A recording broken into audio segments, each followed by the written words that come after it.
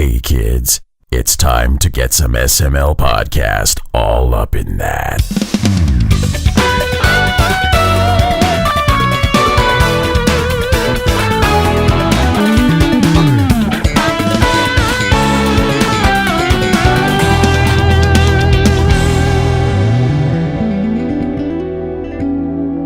What's up, everyone? This is the SML podcast. I am your host, Joe. Joining as usual, Cole. Cole, how are you doing today?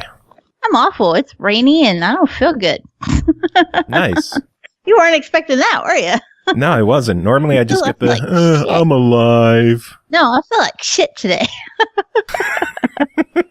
Honesty is the best policy, Joe. Very true. Very true. We're not alone, though. No, we aren't. Would you like to introduce our guest? Ryan Miller of Reptoid Games. How are you doing today? Hi, I'm doing good today. How's Toronto? Toronto's busy. I caught the fifth streetcar that stopped at my stop because the first four were full. Wow. That's a lot of people. Yeah. But it's okay. I made it. You did. You made it. You're on time. You're happy. You're in good spirits. Everyone else is just tired and dragging ass, and you're pulling us up out of the gutter. My pleasure. I'm like processing the concept that there are more people in those streetcars than there are in my town. That's terrible. Yeah, Cole lives kind of in the middle of nowhere. So there's, 40-some people in your town, you said? 42. Ooh, yeah, no, the streetcars definitely have more than that. I think I've told the story on the show before, but when I was pregnant with number 3, our Wikipedia page for the town said our population was 41. And then like 3 or 4 days after she was born, it was edited and said 42. So in a town of 42 people, do you know who edits the Wikipedia page for it? I don't. I have theories, but I like don't know who it really is. That's knowable information compared to larger cities.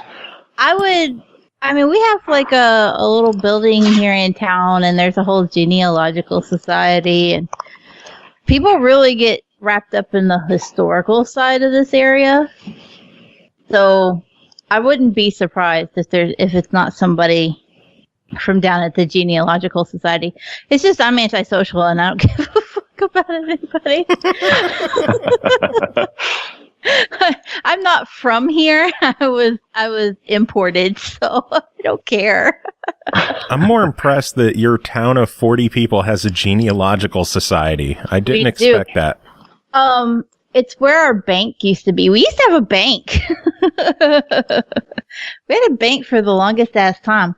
And then about 3 or 4 years ago, they closed our bank down, and rather than tear down the building, they gave it to the Genealogical Society from the bigger town next to us. And so they have like a little branch, and you can go down here and like request public records and stuff like that and find out your family history. And except mine, because I'm not from here. They don't care. Oh, God. But the rest of them, it's really cool. Like the history of this area is just really weird. How does every show devolve into talking about your area? I live in a weird place. I can't help it. What's the name of the city or the township?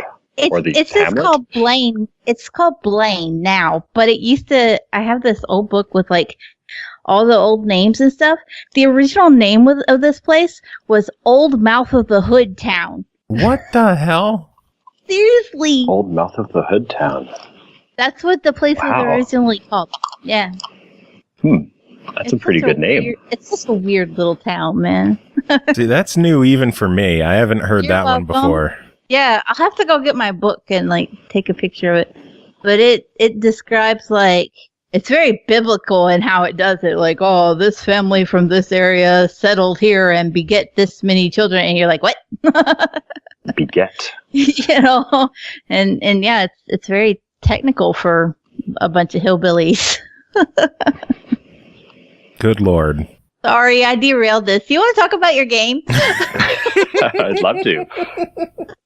I'm like checking your webpage. I'm like, this is a video gaming podcast. I'm pretty sure it's like my small town knowledge is okay, but I'm worried I might not have enough to contribute. Oh no, this is all small town discussion. We don't know what video games are. It's perfectly okay to come on the show and just make fun of how I talk and where I live. Hey, I'm a Canadian, so I'm not gonna throw stones. I'm sure my accent's pretty thick. It's not. It sounds fine, but you know, when you sound like me, everybody sounds fine. There you go. Good to have very, fun. very true. Anyway, you're here to talk about your game Fossil Hunters, correct? Correct. Yeah. We should get on the subject that we're here to talk about. Right. So Fossil Hunters. Yeah. So my company, Reptoid Games, which we started about 3 years ago.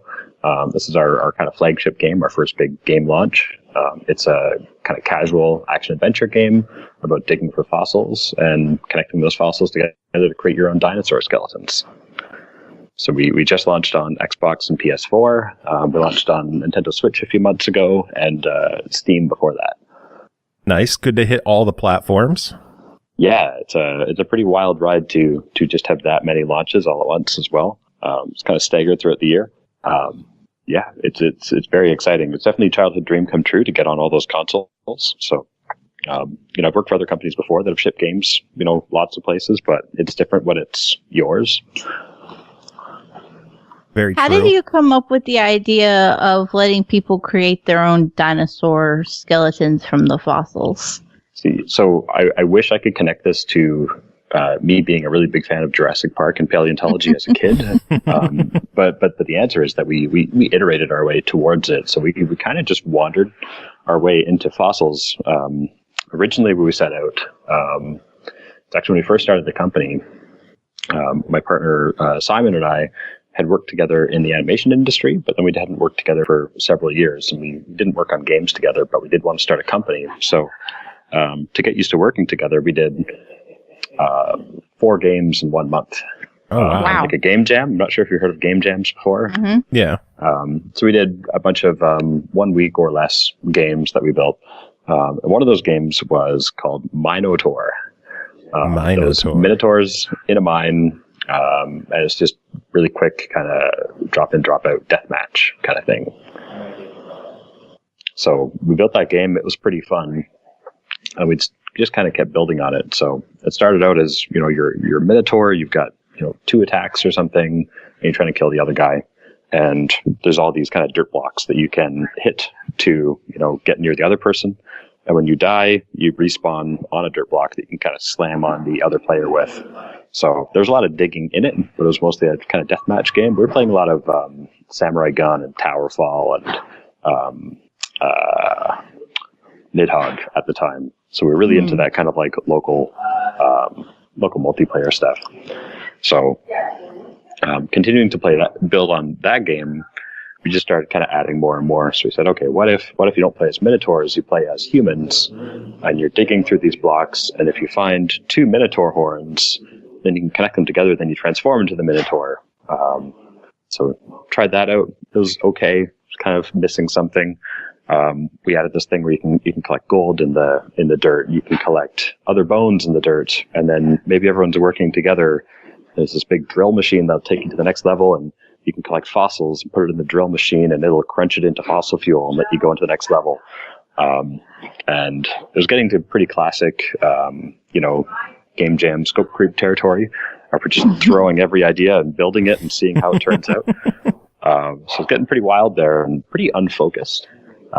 So at one point we had poured a whole bunch of content into the game, a whole bunch of mechanics that weren't really working. So we sat down and we took a really hard look at it and we said, what is actually working in this? Like, if we're making another, top down, people can hit each other, you can dig, whatever kind of game, like that's been done before. So what's a unique kind of thing that we can lean into?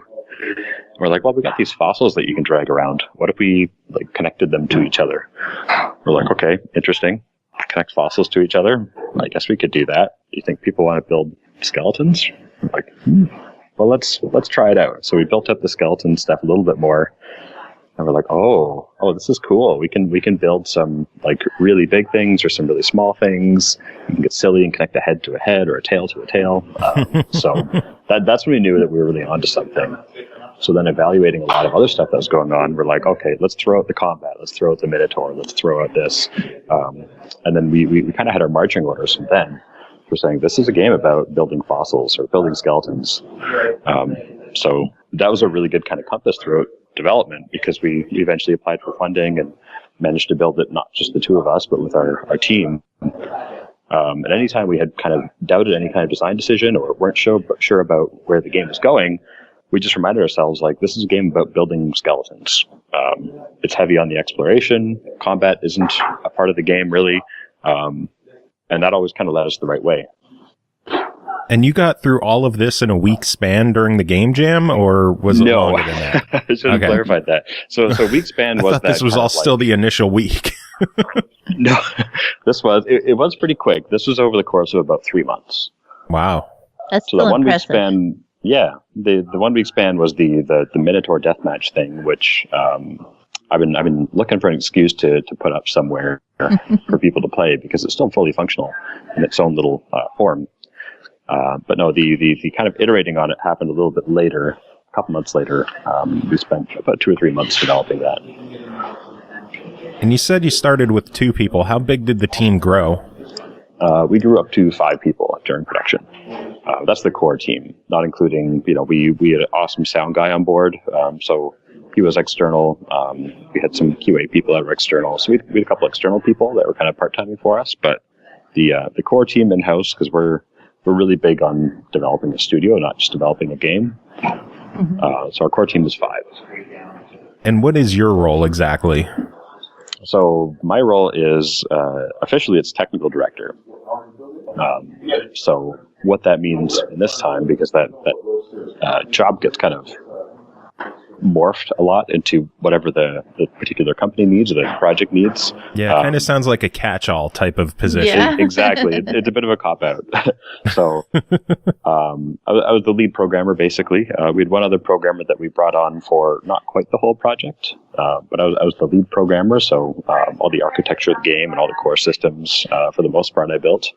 But because my background is not just in programming, it's actually in animation, I did a fair bit of the models, the textures, the rigging, particle effects, a lot of the technical art. So just kind of all over the place. What is rigging? So rigging is putting bones inside a 3D or a 2D character, so that the bones can like bend the mesh or deform if it's like a 2D puppet rig or something, they can like move the drawings around. So it's basically getting character art ready for animation. So it's technical stuff. Yeah. That you directed, so you're a technical director. Technically. Brought it all back around. That's some excellent segueing, Joe. I'm just putting the pieces together, trying to figure this all out. I didn't know what rigging was, so that's interesting. I'm learning stuff today. Yeah, it's a really deep discipline. Like I used to teach college, and I used to work in animation, so I had learned a fair bit of rigging from that, largely because I had to teach it. When you have to teach something, you tend to make sure you know what you're talking about, at least a little bit. But rigging's the kind of thing where, basic rigging to make a character posable is not terribly difficult, but the depth that you can go into with it, you get into these like characters that might have bendy joints where you can just like grab the arm and flop it around because maybe during some really fast motion that looks better, or stretchy limbs, or there's this thing called FK and IK where you control, stop me if I'm getting too deep into this, FK and IK, which is, let's say I want to position a character's arm somewhere. With FK, which is forward kinematics, you basically grab each joint and rotate it.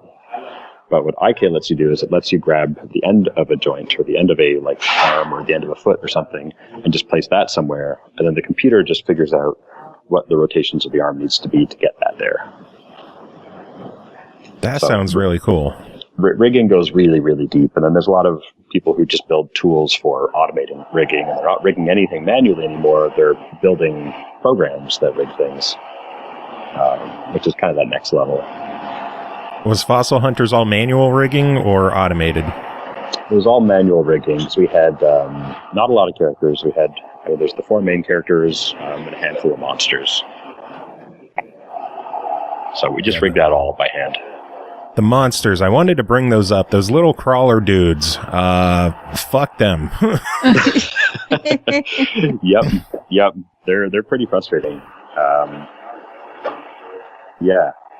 Was it probably level 4 is the one that got you, right? Level 4, level 5, level 6. There were a bunch of them there in the dig site that you have fossils. They eat your fossils. They do, the little pricks. Yeah. But there's a trick to them, Joe. Did you learn the trick? Yeah, you got to shine the light on them to keep them away. Yeah. But still, if the light isn't lined up properly, those little sons of bitches will sneak in there and just start nabbing at the side. Yep. Yeah, you leave your schematic away for too long, and you might come back and it's all gone.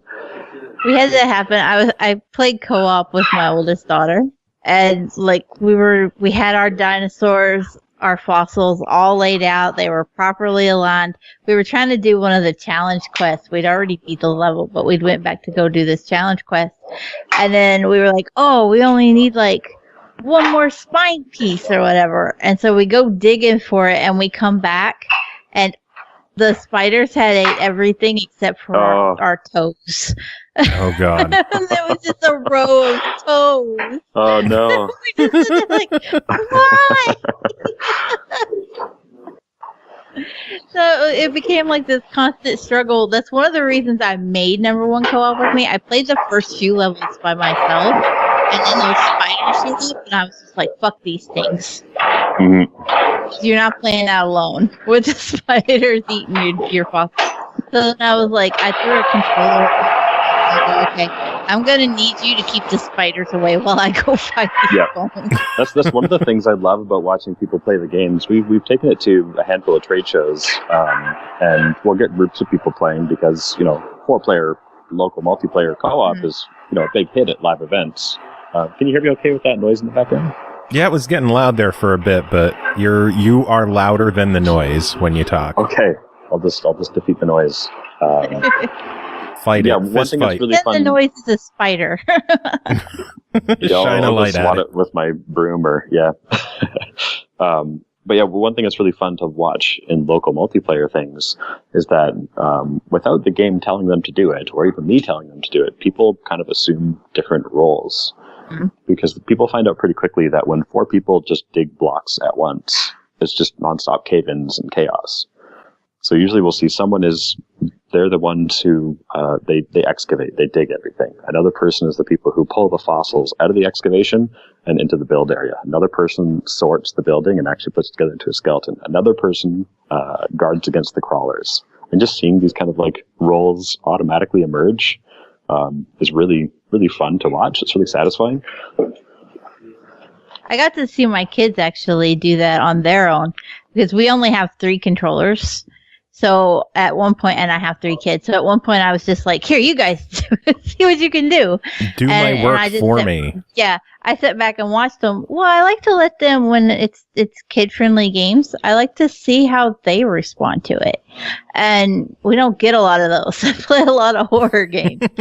So I wanted to, give them an opportunity to see how they thought of it and how they would play it. And I noticed that, number 1 took to assembling things because, she was older and she could, figure out bigger, more elaborate patterns than her 2 younger sisters. So then she had number 2 just dragging shit to her all the time. And number 3's just walking around knocking down blocks left and right. And it was amusing to see them just kind of fall into their own arrangement without any of them even saying anything about you're going to do this, you're going to do that. They just found what made them happy in the game. Mm-hmm. Yeah, that's great when people find what they like to do. I'm envious of your built-in multiplayer, Cole. Right. You really just need to teach your cats how to play, I'm telling you. I've been trying. It's just the lack of opposable thumbs and getting distracted by toy mice. It's an uphill struggle. The sad thing is that happens with my kids as well. What, toy mice distract them? Basically.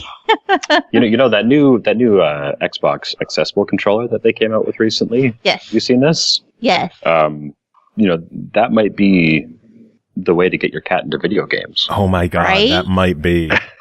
If anything ever was, I mean, I think that's You the could biggest just step use like a we've laser taken so far. pointer and like point it to the right button and just let them jump on the button. See? Joe, we figured And then it they'll out, fall though. asleep on the controller. Yeah, for Well, sure. you got to take your licks where you can. Okay, so I'm zeroing in on this cat controller thing. If you played that iPad game, there's an iPad game for cats. I can't remember what it's No. called. It's sponsored by a pet food company or something. But it's I have basically seen some games that cats play, but I'm not specifically sure. it's like little fish swimming around, and if you Yeah. tap the fish, they kind of go under the surface and they go away. My wife downloaded that. Yeah. Yeah, and like the cat's paw works in the touch screen. See? So there might be a whole lot of untapped potential for local multiplayer cat games that you can play with your cat, just by enticing them to use the iPad as a controller. So is that what Reptoid Games is working on next? I can't say that confidential. I've said too much already. Since we are I'm bringing writing up that down, things though. that you said too much of already, the gems in the game that you unlock, I had saw, I don't know the grammar for that.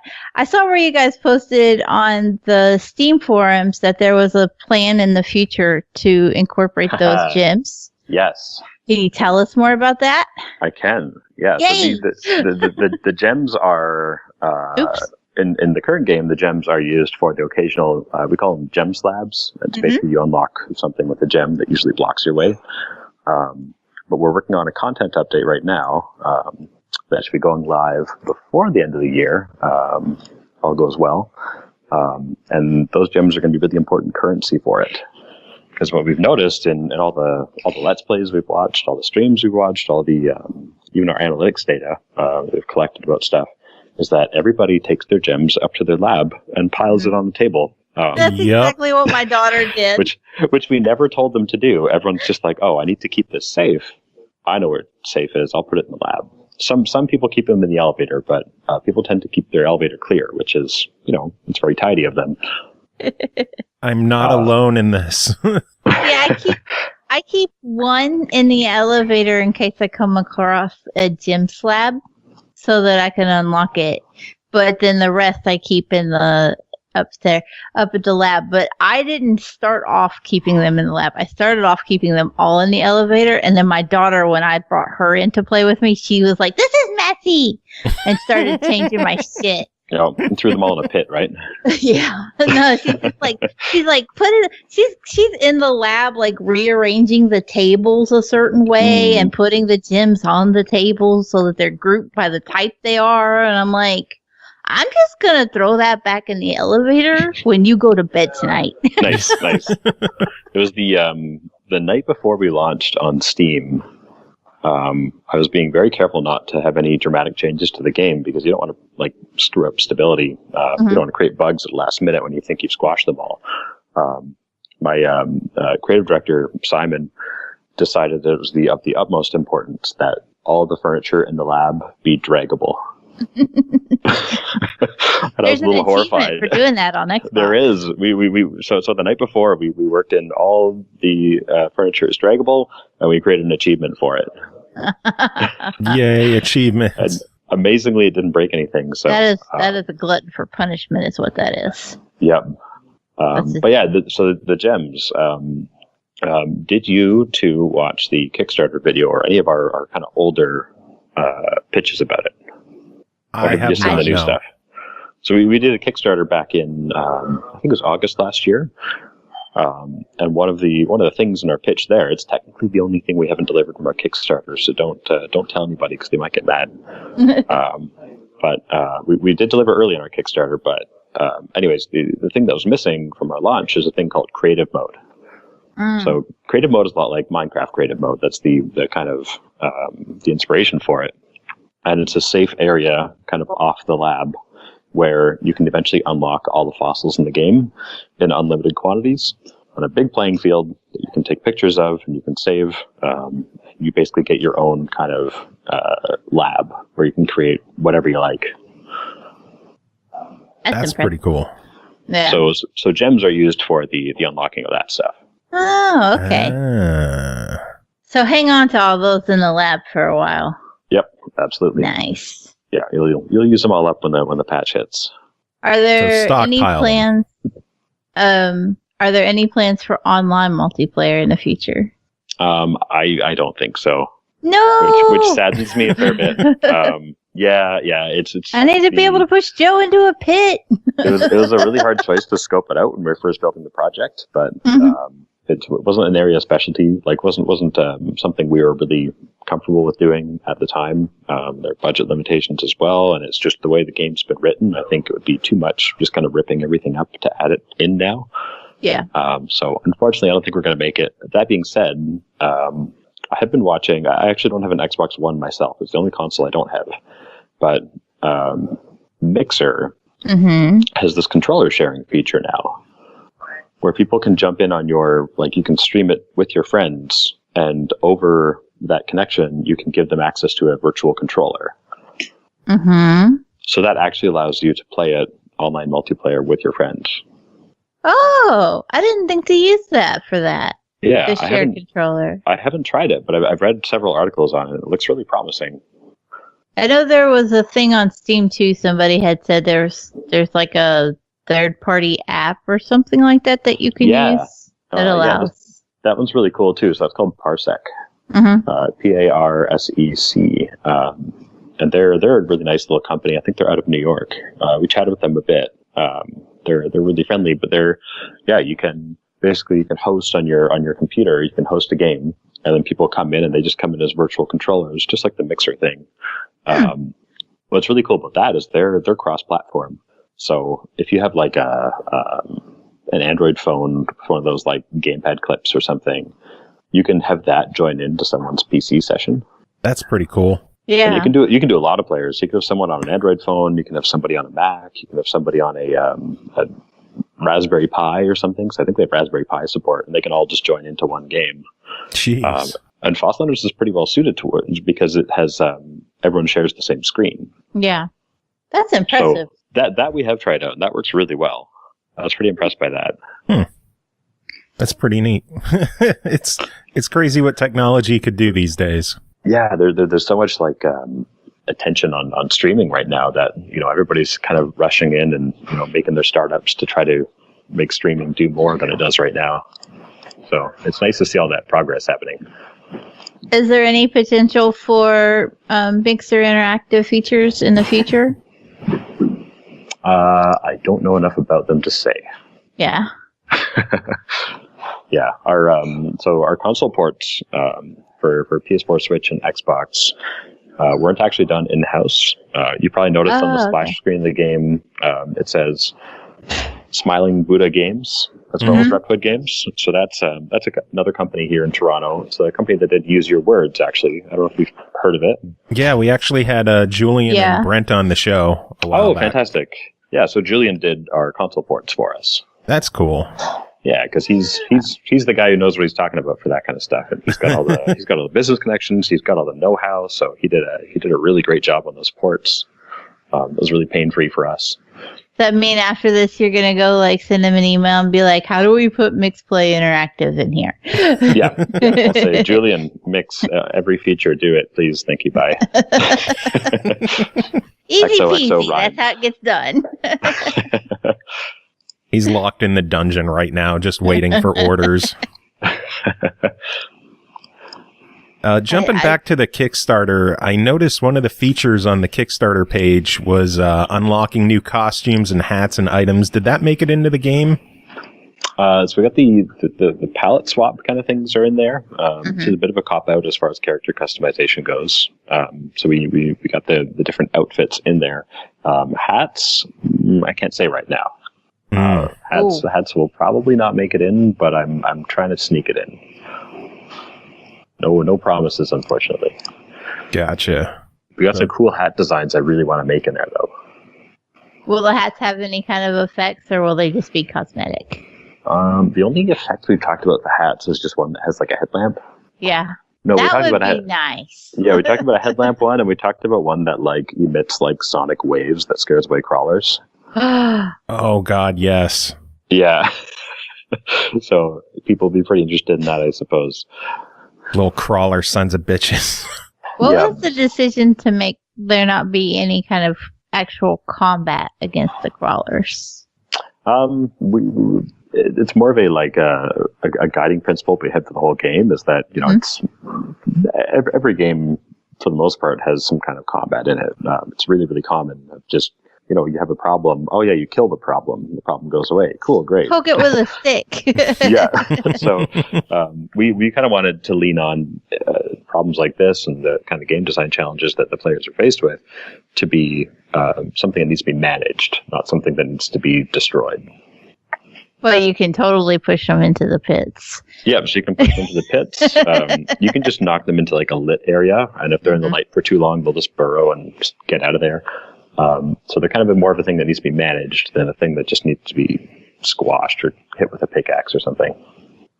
I want to say I was disappointed that I knocked one into a cave-in and I didn't get an achievement for that. That would be a good achievement. There were some good achievements in the game. I was really hoping something would happen when I did that. Have you found the hidden achievement yet? No, there's a secret one, and I'm not sure what it is. One secret one. Let me try to give you a hint without giving it away. It's in the first level. Ah. Yep. And it's an object you have to find, but you can't drag it over the pit. That might be too much already. But look for a special object. Look for an object that looks a little bit unusual. Interesting. Speaking of looking for things, I know each stage has the little slips of paper that you could pick up. Some of them buried in dirt. Are those in specific locations or are those randomized? Those are specific locations. Okay. Yeah, so we planted all those. You can use your journal to keep an eye on like whether or not you've collected them all.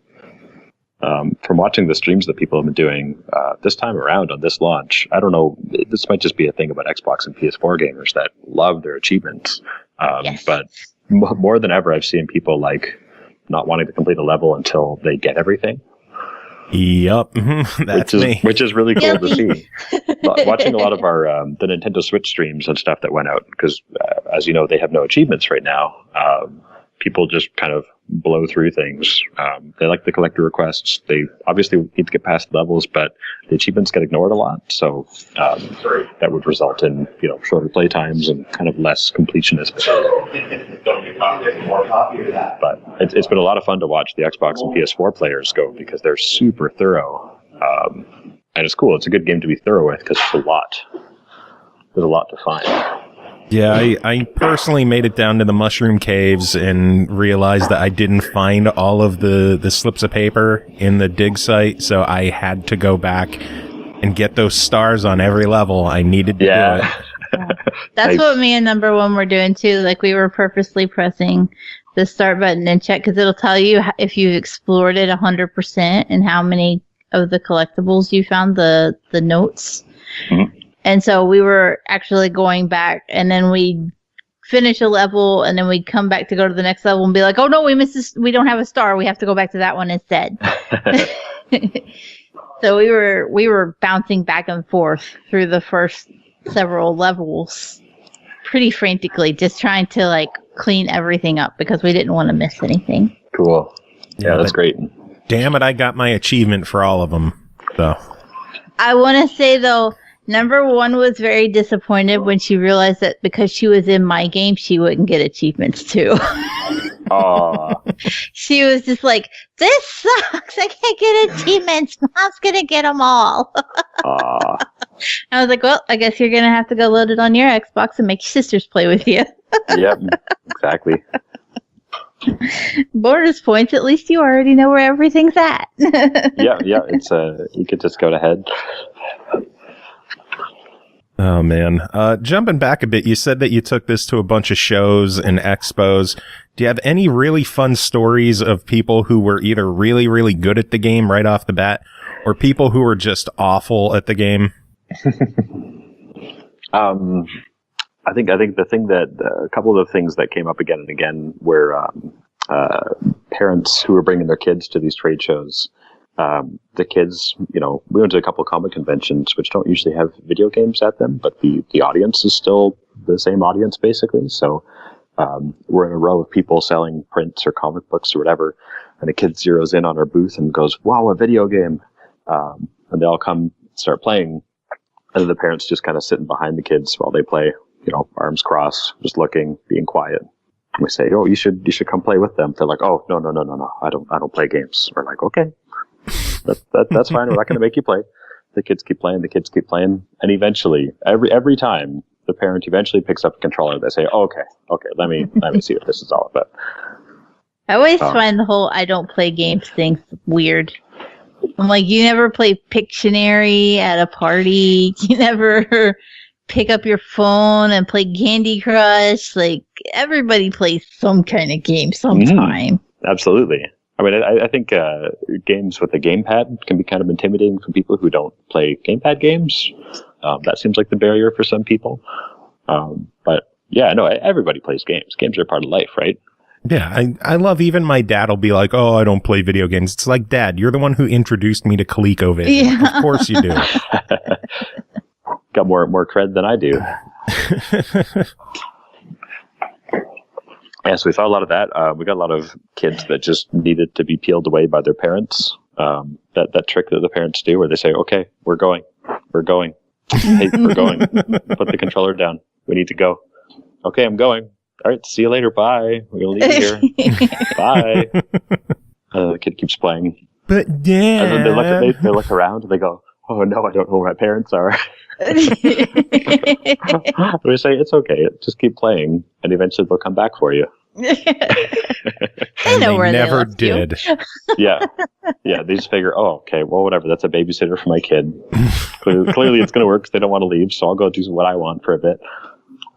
It is an interesting conundrum, though, because you mentioned, babysitter for my kid. There's not a lot of games, even ones that are kid-friendly, that are as kid-friendly as this one. Like, even my 5-year-old was able to pick it up.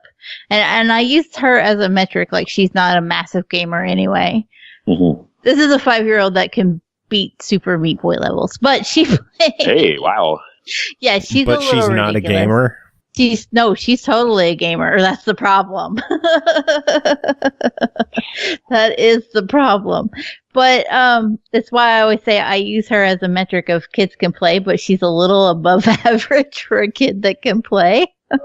Yeah, probably much better motor skills than. But it was interesting to see her pick it up and just like she dove into it. She knew what she was going to do. She knew what needed to be done.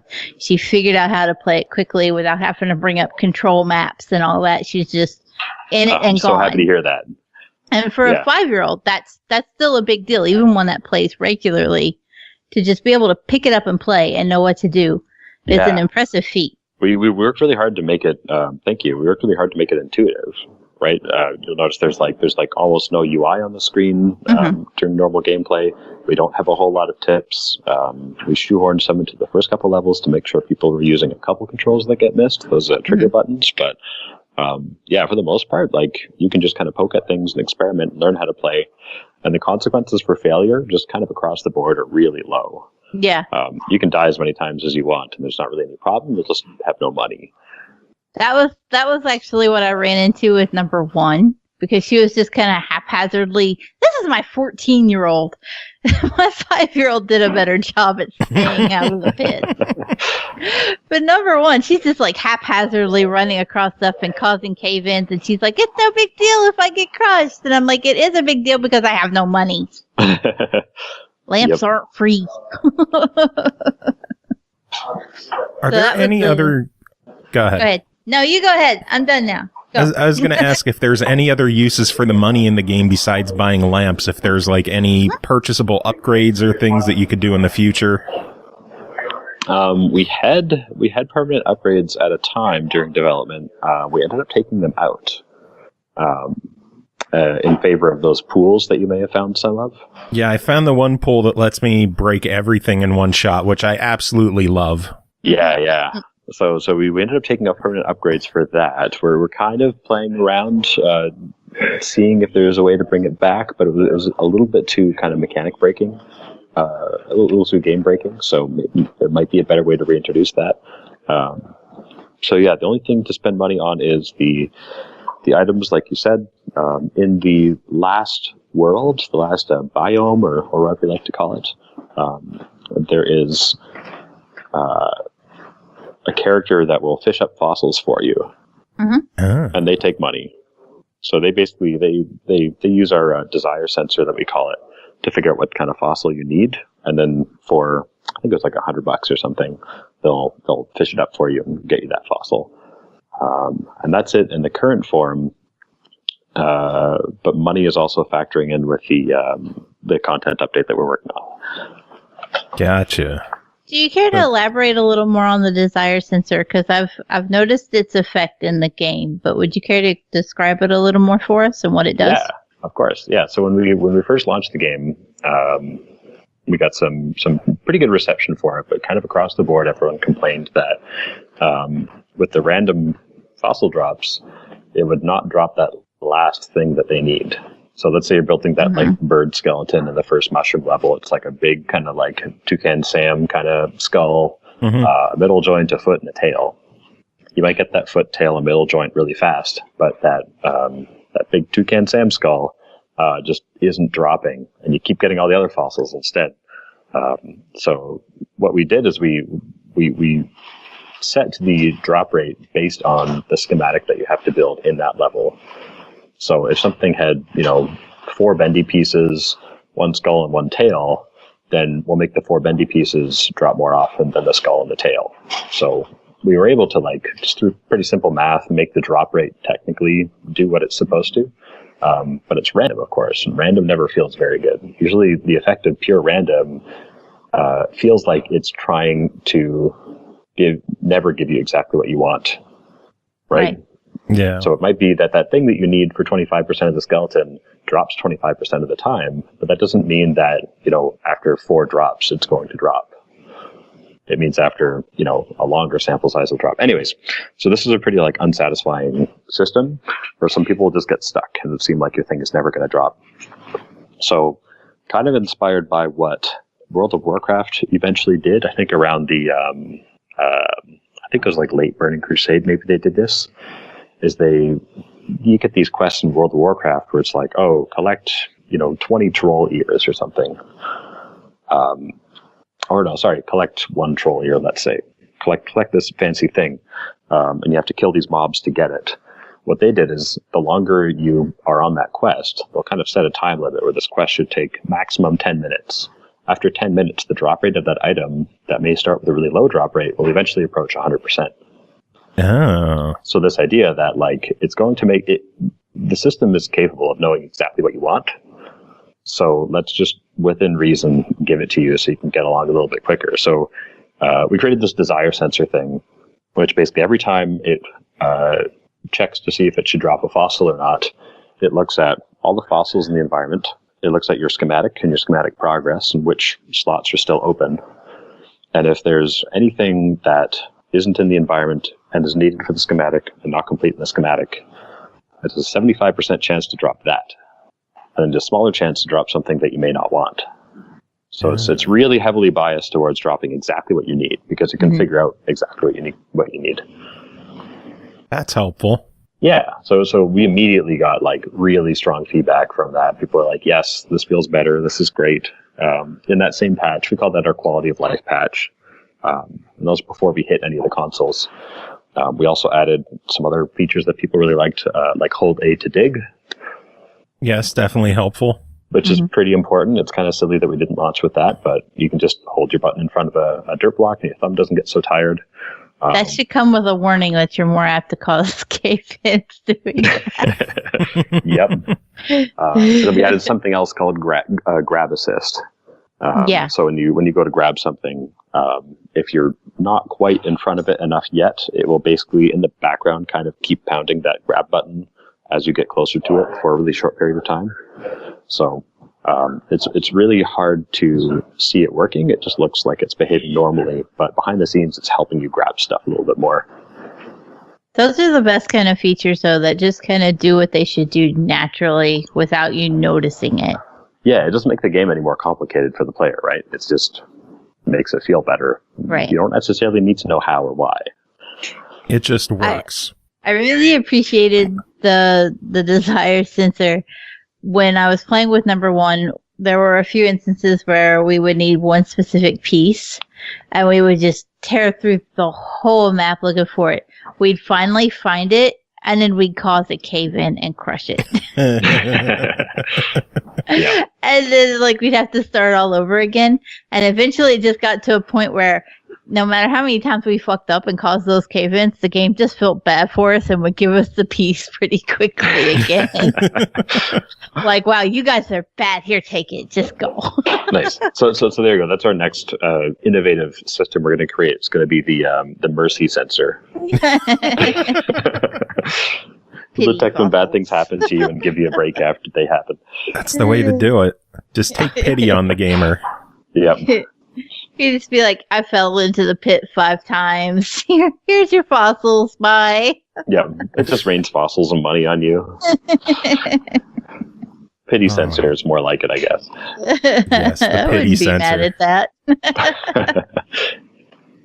I've played a lot of games that could benefit from a pity sensor. Mm-hmm. Oh, man. I know we've been chatting for a while. Is there anything about the game that you wanted to talk about that we didn't bring up? No, I'm probably good. We already touched on a lot of my favorite stories to tell about it. So, Any other fun stories you got? We've been getting a lot of people asking about what other games we have. And we've only been around a couple of years, so we don't have a whole lot of games released, but there is one game that I encourage people to check out. It's called Spill Tender, which is one of the 1 week games that we made when we first started the company. You can find it on itch.io. I think if you just search for Spill Tender, one word, you'll find it. It's a silly game we made where you there's these weird looking dudes at a table, and you have to slide beers to them as they ask for them. Kind of like that NES game Taps. So it's kind of like curling, where you have to slide the beer exactly to them. Otherwise it falls off the table and smashes or runs into a jar of peanuts and breaks or something. Oh, God. So that's a pretty fun other game that we have if anybody wants to check it out, and that one's up for free. And what do you guys have in the works for the future, or are you just focused on Fossil Hunters? We have 2 original games that we're currently working on right now that are in the pre-production stages, as well as we're helping a couple of people out with their projects. So nothing to share with those yet, unfortunately. Very excited about those, though. Are they planned for console? Yep. Yes. Nice. Yeah. More achievements. We've had a really good experience with console. Like, console is really cool. We tend to prefer making controller-based games, and we kind of ran into a lot of resistance with our Steam launch on that. Mm-hmm. People say, "Oh, your keyboard controls are not very good." We say, "Well, the keyboard's not really the best device for playing this kind of game." So going to console, there's no friction there. I find generally the expectation for consoles, the gamers are generally just nicer there, I find, as well. So I'm a big fan of console right now. Nice. So are we. They're just easy to plug and play, and no complications, no specs. You just enjoy. Yeah. It used to be that I loved firing up my PC. I had a big old gaming rig PC thing hooked up to my TV at home, and a wireless mouse and keyboard that would sit on the living room table and say, "Oh man, I can do anything on my TV media center thing. This is so great." And then one day, I just got sick of it. I said, "You know what? I get home from work. I'm tired. I want to just play a game sometimes. I don't want to have to sit through a Windows update or wonder why this thing needs to patch or wonder why this thing stopped working." So yeah, you got a PS4 or a Switch or an Xbox or something. You power it up. Maybe there's an update, but yeah, you just go. You buy a new game, it's going to run properly. Damn right. That's what I love about console. Yeah. Everyone tries pushing me to be a PC gamer. I'm like, listen, I'm happy with consoles. They just work. That's all I care about, just working. Yeah. Buy a game, press start. The thing I do miss about being a PC gamer is that games cost $0, basically. If I want to buy a game like a year after it's out, it's probably popped up at a Humble Bundle and I can get it for like $5 or something. Whereas on console, things tend to stay, $80 for a while. Yeah. That's why you gotta follow the right giveaway outlets. Oh God. Yeah. That's a good point. But I mean, when I buy a console game, I actually play it. My Steam library has an absurd number of games that I'll probably never play in it, so maybe it doesn't matter that they didn't cost as much. Yeah, true. As long as you're getting your money's worth. Yeah, as long as you're having fun, right? Oh, man. Well, again, I know we've been chatting for quite a while. It has been a pleasure having you on the show chatting with us. Was there anything else that you wanted to discuss? No, I think I'm good. Thanks for having me. It was a blast to have you on. Where can people keep up to date with you, what you're doing, the company, everything else? Probably best bet is to check us out on Twitter. Just search for Reptoid Games on Twitter, and that's us. If you want to hear from me specifically, I tweet a lot about Unity development and game development. Some of the new toys that I buy for my desk every now and then. Yay, toys. I'm Ryan Thinker on Twitter. I recently bought an external GPU because I'm laptop bound these days, but I need some graphics power sometimes, and they're really cool. I didn't know they had external GPUs. I didn't either. Yeah, my little dinky MacBook Pro has a awesome desktop class graphics card now that I can upgrade anytime. Nice. Very cool. That is pretty cool. Oh, man. Well, anyway, again, it was a pleasure having you on the show. Everyone else, stick around. We're going to take a quick break, be back with more show after this. Ryan, do you have any final words to wrap this up? No, just have an awesome day, guys.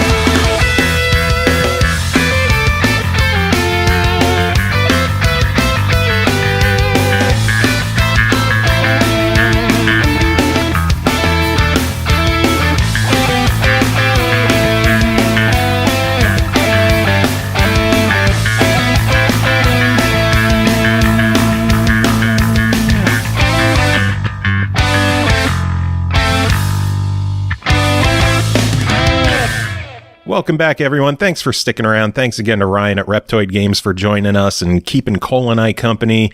A lot more show to take care of. As usual, we got the reviews, and we are starting things off. Pernell Vaughan, you're here. How are you doing? I'm doing all right. We're having a bit of a rainy season here because, frankly, I think we're getting the really, really, really mild residue from Hurricane Florence. So it's that shit was crazy.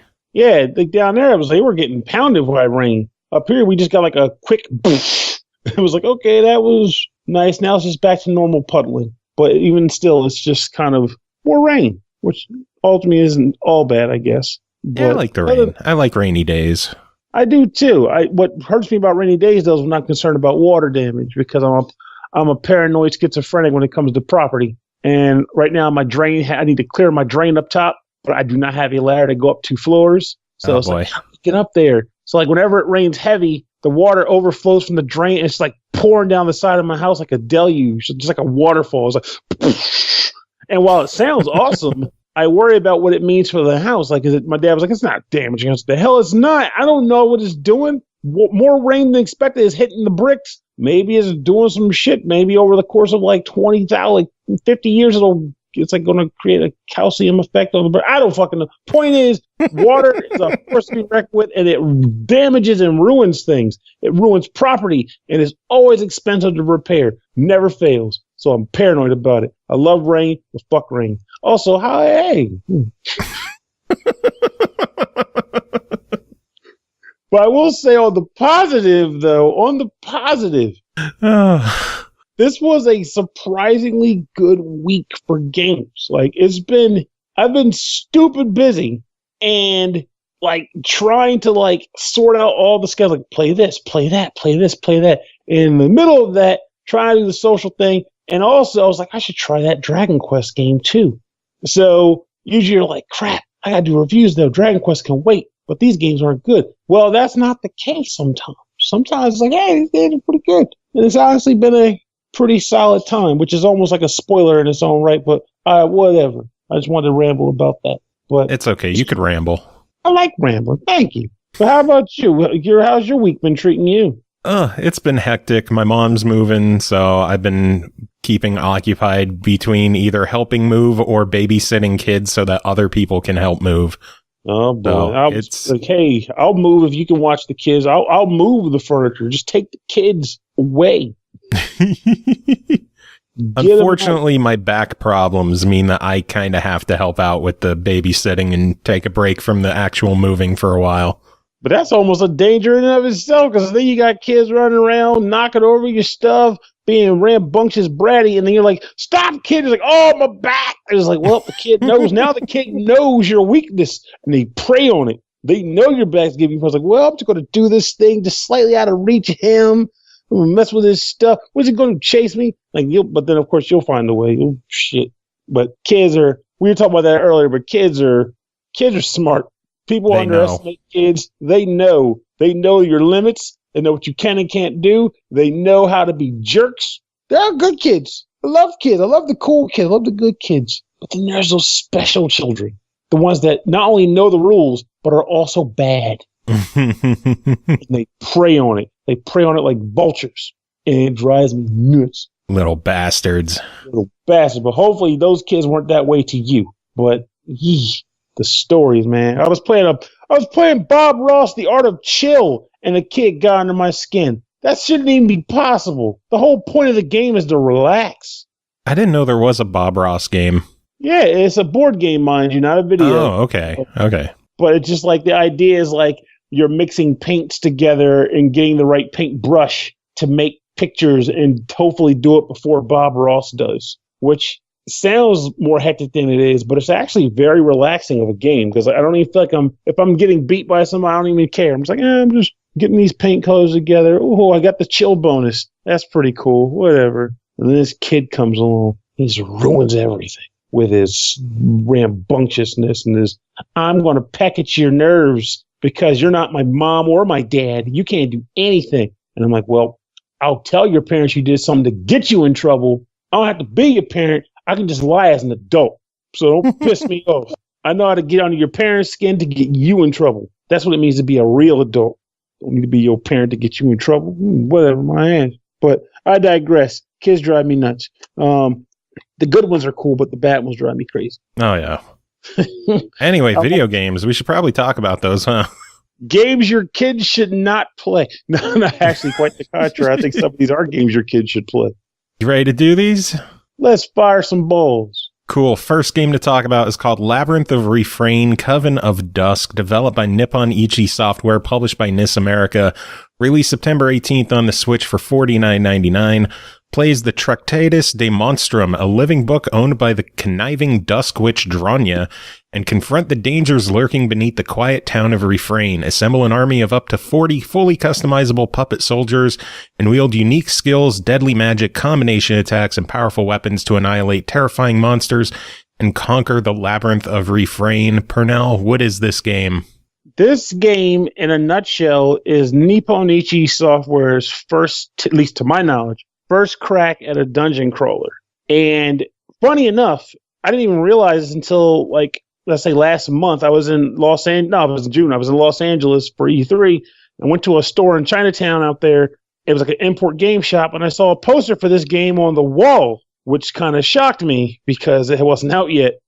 But it turns out this game was originally on the Vita in Japan. We got kind of screwed on getting it released here, and thankfully they were like, hey, we're going to upscale this and throw it on the Switch and I think the PS4. But I wanted it portable. Here it is. And suffice to say, this game was worth waiting for. It's really cool. So what do you do with it? The idea is the dungeon that is referred to in your description is beneath the town. And the concept is that humans cannot explore it because there's a miasma that floats around that will result in the humans dying from it.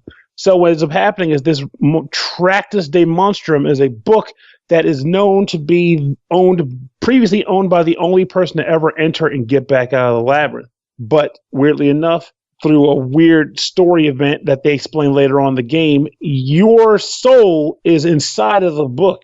So the book is actually you. And the witch throws you, the book, into the well. And the book then can be used to summon puppet soldiers, which are used to explore the dungeon. That sounds simple. It is not. And yet it actually kind of is. So the way this works is like if you think of a typical dungeon crawler, you will have, your set of party members typically composed of by classes, a variety of classes. You construct the characters and you manipulate them to the dungeon. Mm-hmm. This game does something a little different though. What it actually does is, instead of being humans, like you mentioned, they are puppets. And every puppet is created by a combination of puppet parts, which are an item you find or buy, and a soul that you find. Souls can come in different qualities, and the higher the quality, the better your base stats when you make the puppet soldier. And then you attribute it one of 6 different classes, possibly more, wink, wink. And once you do that, you kind of can choose an appearance for it, a voice for it, a lucky number, which I have no clue what the hell it does.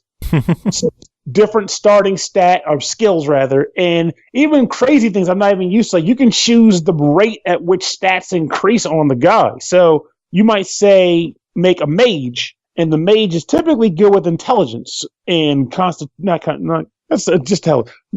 and constitution. I'm just saying that. And its base stat growth method would be like attack. Like S in magic, S in constitution, and like B in C in attack. But you might want to choose one of the other options, which will make it, like A in magic, but B in attack. And basically it shifts around the rate at which their stats grow. A lot of number crunching there, but at the same time, if you don't want to deal with the number crunching, you can just set the base one and have fun anyway. Because it's most likely only going to matter for post-game stuff, as Nippon Ichi games tend to do.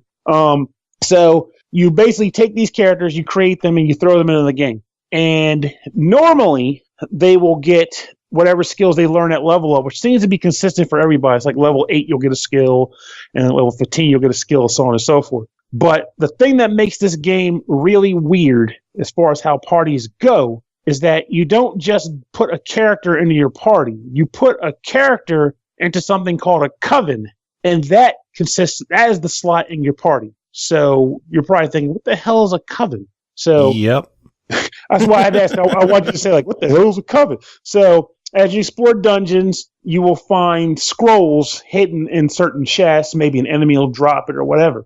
And what these scrolls are coven packs. It might be called, like, the wizard coven. And the idea is that whenever you put a puppet or puppets into this coven, it will get a specific stat boost. So let's say, for example, the Wizard Coven would increase all of your magic attacks by 15% damage. You put 3, and it can support up to, depending on the Coven, it can support up to 3, people in the front and 4 people in support. Support guys are just there mainly for stat boosting, and the guys in the front are there for like attack power and damages and certain skills. So for the Wizard Coven, let's just say, make it up, it has 2 slots. You put 2 puppet characters in there, and the Wizard Coven could have skills attributed to it. So by getting in there, you might also be able to use fire magic, a fire spell, a wind spell, and a rock spell. Boom. By being in the Coven, you have access to these spells. And let me know, by the way, if you feel like, what the hell is he talking about? Because this is a weird game to describe. No, this sounds really cool. So you then take the Coven and you put it into the slot for your party. So it's 5 slots, and each slot can be a Coven. And depending on how cool the Coven is, determines how much value it has, which the game gives you a stat of 100. And based on the number of covens you put in, you set up to go into the dungeon determines how much you can afford. So you can't have like all these super covens later in the game and expect to just take them all in, because the game intentionally will prevent you from just doing that because you don't have enough, reinforcement points to send the entire set of covens into the dungeon. But ultimately, you take the guys, you sit them in the dungeon, and when you submit an attack, the coven attacks as a whole. Now, one thing I didn't realize until I got further in the game, because I wasn't thinking about it, is like when you do a skill or something, like I said, the entire coven attacks as one. So 5 different covens, 5 different commands you can set up. But let's say, for example, you don't want the whole coven to attack as one. What if you want to say, I don't know, use an item? Because I didn't know how to use items till like 20 hours in the game. You have to do something called individual action instead, which allows each character in the party to do their own thing, but it prevents you from using the coven action. So they can do their own individual attacks or like use an item, but you can't use like special coven abilities. So you set those guys up. In addition to that, there's other weird things, which I probably don't want to ramble too much on, because if I do, I'll be talking about a bunch of nonsense mechanics and not other cool components of the game, which is that as you explore the dungeon, you pretty much are just trying to get further in. The game might say, for example, for this particular moment, you need to find a nice item and take it back to Dronia to examine. So you'll explore the dungeon until you find this item, and then once you find it, the game is like, it's time to proceed backwards or whatever. And then once you fulfilled the mission, the story on the surface will take place where Dronia and her assistant Luca are, I'm like, it's not much to say, otherwise I'm spoiling, because the game pretty much starts you bare bones, where you're working for the mayor of the town, with the intent being to explore the dungeon on his behalf to find special treasures to give him. And that opens up to like a surprisingly deep story. It starts out simple, but it becomes anything but. But every time you fulfill a mission, you come to the surface, you do like a witch report check, and that allows you to progress the story. So let me think how to describe some. Give me a quick question, because I have a lot of thoughts in my head, but I need a focus point. Give me something to focus on, because this game is weirdly big. Is it fun?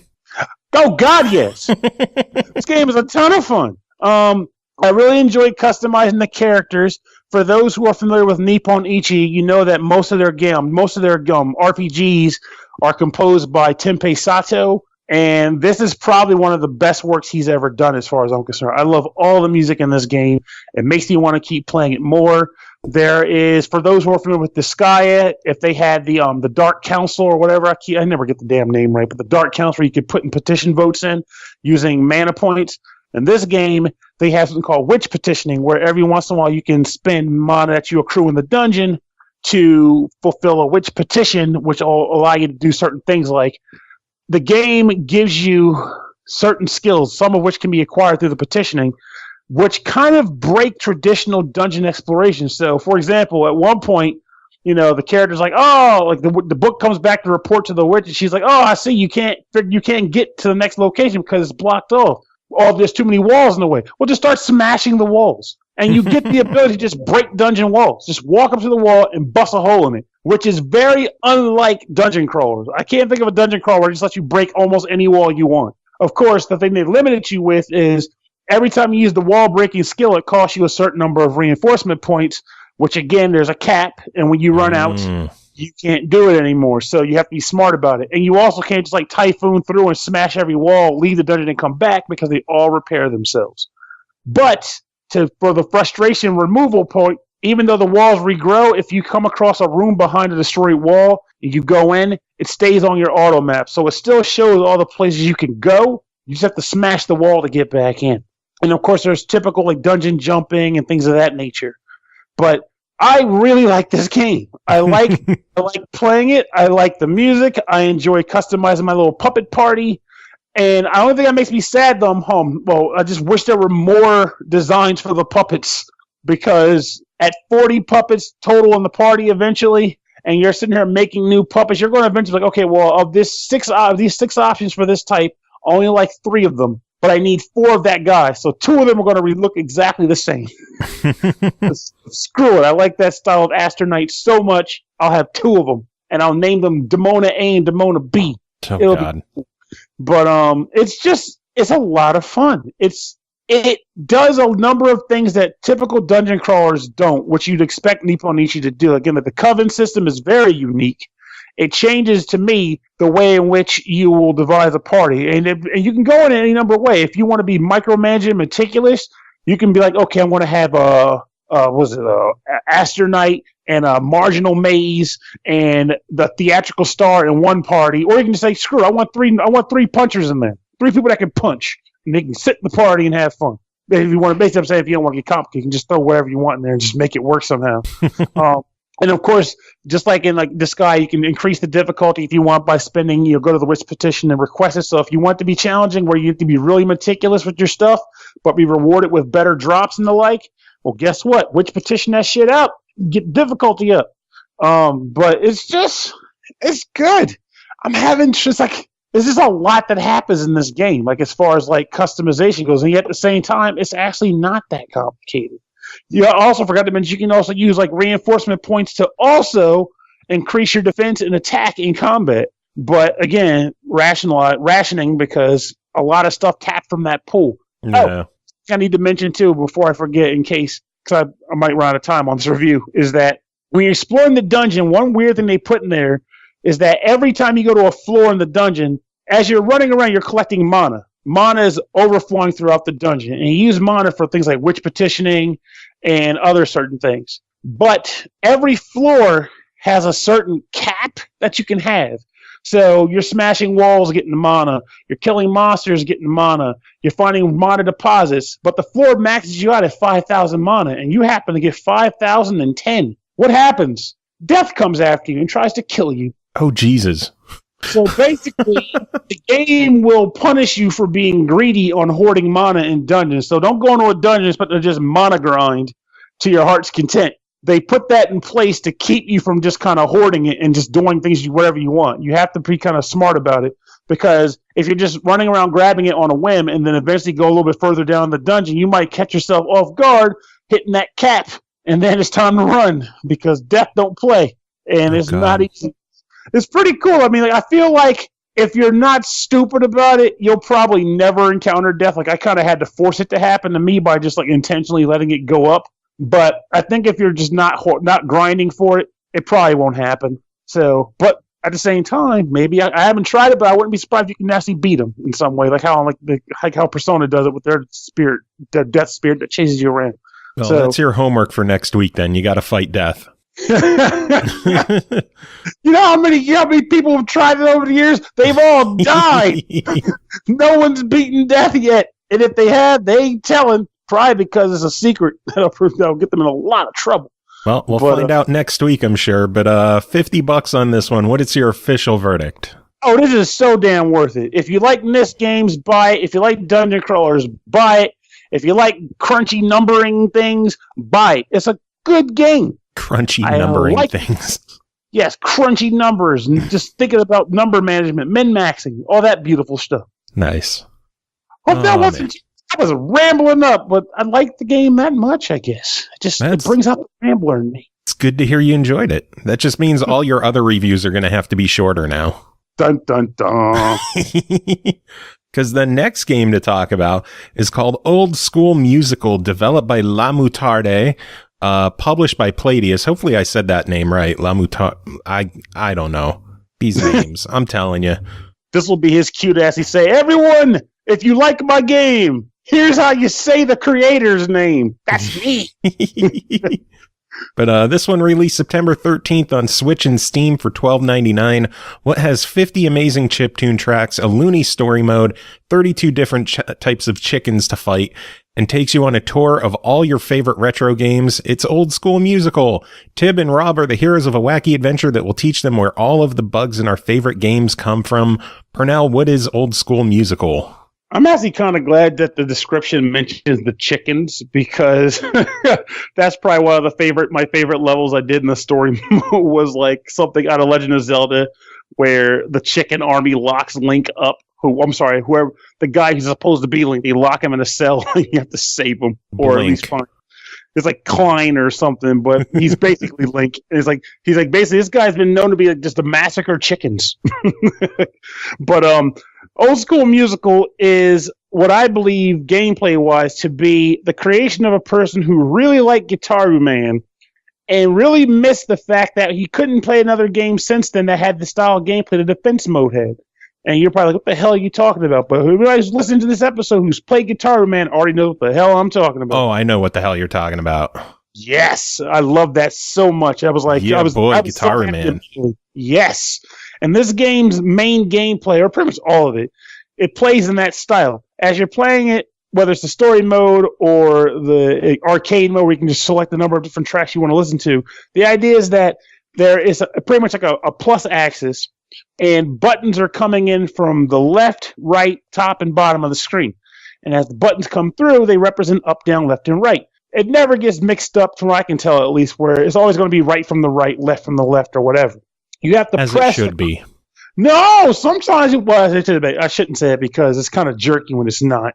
And I can't for the life of me remember if Guitar Man actually ever mixed that up by making like square on like the top or something, but nope. I digress. As the buttons are coming to the center, you have to press them in time with the song. And sometimes you have to hold the button down. Other times you have to kind of hit it in succession, like rapidly.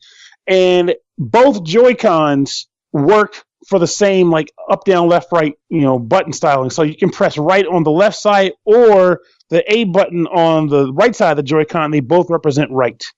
So, and you don't need that because sometimes the button combinations will be so quick you need to alternate between the two. But other than that, occasionally also the game will switch to trigger input, and the buttons will come from the bottom to the top, kind of like Beatmania in reverse. And you have to hit the trigger buttons in representation of when they cross over like a certain line. That's the entirety of the gameplay. But that's not a bad thing because you're hitting these buttons to the beat of some awesome chiptune tracks. And I didn't even realize it until later on that these are like actual chiptune artists. This isn't like some company who came up with an OST. These are chiptune artists who submitted tracks for the game. Mm-hmm. And these tracks range from okay to really freaking good. There was a level in the story mode that was made to kind of be like Outrun. And the track, I won't say it was like, I'm not sure if these tracks are even meant to be inspired by some of these games or if it's just they put them there because they just wanted to. But this Outrun level track was really freaking good. And I played it multiple times. The story mode is basically Tib and Rob are separated from their abusive mother, and they are tasked with locating her across multiple video game themed inspired worlds. But unfortunately, as they go into each video game world, a strange glitching situation occurs, causing the world to kind of collapse on itself, and they end up having to escape the world. So that's usually how every level takes place. Let's say, for example, there's like a Metal Gear Solid level where they're like, "Hey, where's Mom?" And the major hits them on like a telecom. It's like, "Hey, I don't know who you guys are, but I need your help. Rescue some soldiers from the base." And it's like, we don't want to do it. It's like, well, the supercomputer that's inside might have information on your mama. It's like, well, I guess we can do that. And then there's a music stage. Breaking into the base a la Metal Gear Solid 1 on the video in the background, playing to the beat of a really cool track called like Savant. And it's just legitimately good. Like, I enjoyed playing to the beat. The only downside I had, if anything, which isn't even really a problem, is that it's pretty cool videos that happen in the background sometimes inspired by some of our favorite video games, but you're so busy hitting the musical notes that you're not going to have the time or the energy to see it. You have to focus on the game you're actually playing. I guess that's kind of like how Beatmania is too, how like videos will play. It's like, I can't focus on them. I'm playing the game. But it doesn't hurt the game. It just makes you wish you could see those videos in better styling, like without being disturbed by the game you're playing. But it's not a problem. It started out kind of nah for me as far as the story mode goes, though. But as it went on, and I was able to focus more on just the writing between the character dialogue as they entered each world, as he started to kind of chuckle and enjoy it. It was a lot of fun to actually sit there and see them, how they wrote stuff. There was like an Outrun world where the idea was that it was a race where the whole point was that all the racers insulted each other. So it was just the characters insulting each other back and forth. And that was the story as they were driving the cars. Like, your mama's so fat. Like, wow, mama fat jokes. I haven't heard those in a minute. Oh, this God. Is good. But it's a quality game. There's a lot. The story mode has like 20-something stages in it. And there's more songs you can unlock as you play the game in like the other side modes, like challenge modes and like the arcade mode. So there's a lot of content here. And of course, there's 3 difficulty levels. For me, I didn't see myself having a lot of difficulty with any of the songs I played. I did mostly normal mode, but I did a couple of the hard mode tracks too, being like, let's say if there were like 10-star difficulty, I did like a number of 8 and 9s. And I wasn't having too much trouble, but I also play a lot of music games. Yeah. But the point of me saying this is to say that the game is designed where that the base difficulty, I think anybody can appreciate and enjoy and play through the game. So you're not going to be struggling. It's just meant to enjoy. But then there's a higher difficulty for people who just want to like, oh crap, I'm going to mess up my Joy-Cons or whatever. That's your flow. But ultimately, the game itself is a very, very quality mix. I should do the summary part. Yeah, $13 on this one. What do you think of it? I think it's a guaranteed buy, but that goes doubly for anybody in the game music scene that loves chiptunes.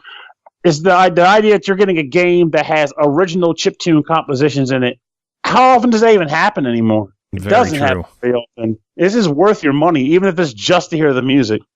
Yeah, this one is on my wish list. The wife gets paid on Friday, and I will be grabbing it post-haste on Friday. And you know a game is going to be good when even the PR person from the PR company is like, this game is really good.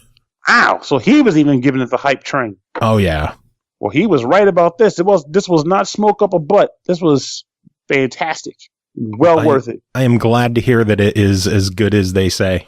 Mm-hmm. And prepare to laugh at chickens, because there are other descriptions. There is that section of the game. I loved it. Chickens were great. They reminded me of Breath of Fire for some reason. It's good. Nice.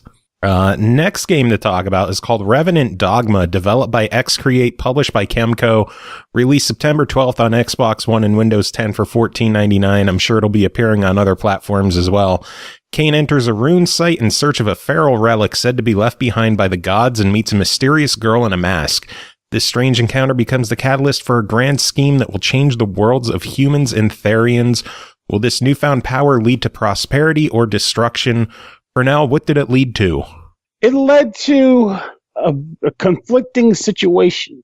So I'm going to talk about it, and hopefully you can chime in with some thoughts too. So the idea behind this game is that if you were to think of, let's say, an old school, a classic SNES type of RPG, you're probably going to get something like that out of this game. It starts out pretty much in earnest. Like the game pretty much immediately kicks you off of falling into a ruin, and you and like basically Kane and Julie are exploring this ruin, and they stumble across the third party member in the form of like a situation where they have to fight a boss, and they rescue her, and then things kind of snowball. Like you get your party together pretty fast, and things just kind of happen. But while I wasn't finding myself gripped by that styling, though eventually I did kind of find it to be more enjoyable as I got further in. It's one of those weird things where I started to care about the characters unexpectedly, because I was like, I'm not really feeling this. But I digress.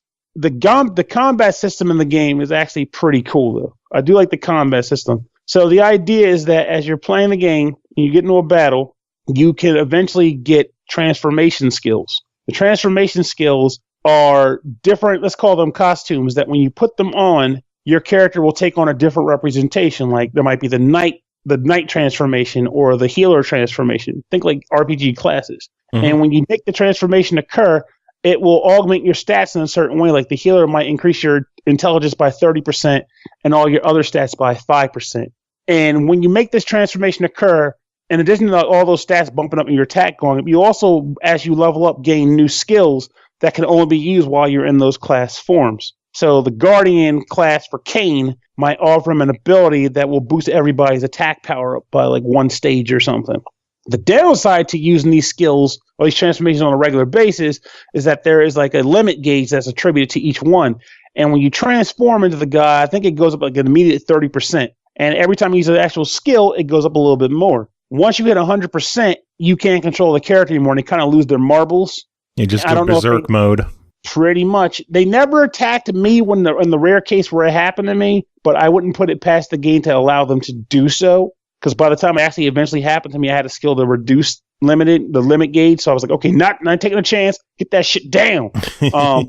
So I was able to reduce the incident for possible problems. So when you do this, it's basically it's a nice little dance of like balancing when to transform into a character, when not to transform into a character, or when to just attack with base.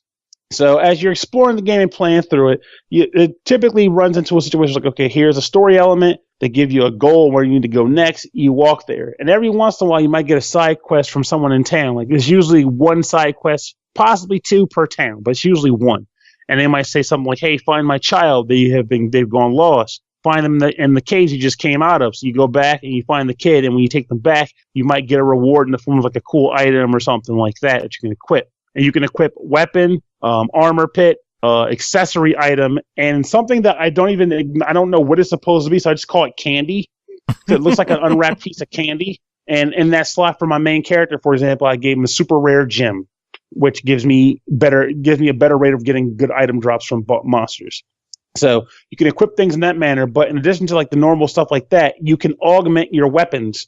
So you might say take your main sword and go to the blacksmith, or strangely enough, you can also do it in the field. They have a blacksmith, but you can do the same thing in the field. Though I guess only the blacksmith can dismantle it, but I digress. You can equip gems or different like augmentation items to the weapon to give it a higher attack power, or to give it different buffs like recovery when you walk, or better damage against certain monsters. And sometimes there's even negative effects that'll come on a weapon, which you might want to use gems to negate. But you find a lot of weapons as you progress the game, and unfortunately, they typically have the same name. So to give you an example, like you will get your typical progress. Let's say you'll go from the small sword to the light sword to the bronze sword, but you'll get a lot of light swords and you'll get a lot of small swords, and each one will come with their own different sets of combinations. Like I have this one here I'm looking at, gives me an encounter rate increase of 9% and it reduces damage by 9%. But then the next small sword gives me continuous turn boosting, instant kill of certain monsters, and a strength boost of 1%. So you'll get a number of combinations of things, and you can equip new gems on them up to 4 to give them different skills and abilities, or dismantle them and then hopefully pass the effects to other weapons if you want to make a weapon's effect last beyond the strength of the weapon itself. I don't know if this game, I think it was originally a mobile game. Yeah. And I don't know if the game originally had a pay real money to get things, but I want to believe it did. And this game did not keep that, but it kept what the money did. And you're probably, what the hell are you talking about? And I'll explain. Every couple of fights, let's say every 5 consecutive fights, you'll get 10 RP, which are considered Revenant points. And there's a store in the menu called just the shop. You can go there whenever you want. And when you go to the shop, you can go to purchase item, and the game lets you spend the Revenant points you earned on different gear. Like you might buy new items to augment your weapon, or you might buy some healing items, things like that. Like I'm looking at one that just adds hit points to your party member. And then you can do what I did, which was buy 3 experience rings, which gives you experience points. 4 experience rings. And each one, when you equip it, gives you experience points as you walk. Which is exactly what I did. Smart man. Yeah, look at all this. I was like, why do anything but that? It just makes sense. Which actually leads me to one of my minor complaints with the game is those things made it way too easy. Like you're going into these transformations and these augments and everything else, and 90% of the battles I would go into, I would just automatically win because of how fast I leveled up and how powerful I got so quickly that I never even had to mess with any of that stuff. I agree with you. I will say that later on, the bosses start to kind of muck with that a little bit more. Like it doesn't one thing we might have did different. Like I put it on hard mode to start. You might have left it on normal, I'm imagining, right? Yeah, I left it on normal to start, but yeah, I bumped it up to hard after a while. Yeah, because on hard, I would say about halfway to 3/4 of the way through the game, enemies start to become more jerkish, and that's like it's like I'm not sure if it's the EXP ring kind of tapering off and balancing out. Which, if that is the case, that still seems like a weird thing to me. Like when you put those rings on, your experience just skyrockets. Like you're like leveling up every 2 to 3 battles, and then around like level 25 or so, it kind of tapered off. It slowed down a lot, and the enemies were like, "Nope, we're ready for you with this shit." And I was actually having to do a little bit more work. Like one boss was like, "I'm going to drop everybody's defense and everybody's speed, and if you don't get that defense back up, he will wreck you." So I was like, okay, start using these guys. Like use this girl's skill Julie's skill to actually put defense and speed back on a person, but she can only do 1 per person. So you're dawdling to get it done. But it's interesting. Like a lot of the mobs are still pretty much chumps, but certain bosses be like, okay, well, I know you've been leveled up, but I don't give a shit. I want to give you some problems. I'm not sure if it's just the review copies that started us with the 1,000 RP, or if everyone. I think that's just how the game is. Okay, good. Otherwise, because I would feel weird if it wasn't everybody, because it's one thing to have something to start and then earning more, but if it was just earning from zero, it would take a long time to get some of this stuff. Yeah. Because again, you get 10 or so per every 5 battles. And I think I've done, I don't even know, maybe like 1,000 battles, more or less, give or take. And I still don't think I had enough to really like put a dent in this list, especially if you want to try to like upgrade some of your weapons using the items that are on this menu. Like, I wish I could buy that. I wish I bought that ultimate crystal because it would make your attack really high. But yeah, I feel like this system is like a double-edged sword because on one hand, it's good that it's there and they should start you with enough points to put it to use. But at the same time, as we both experienced, that experience ring can kind of break it early on, if not throughout the entire game.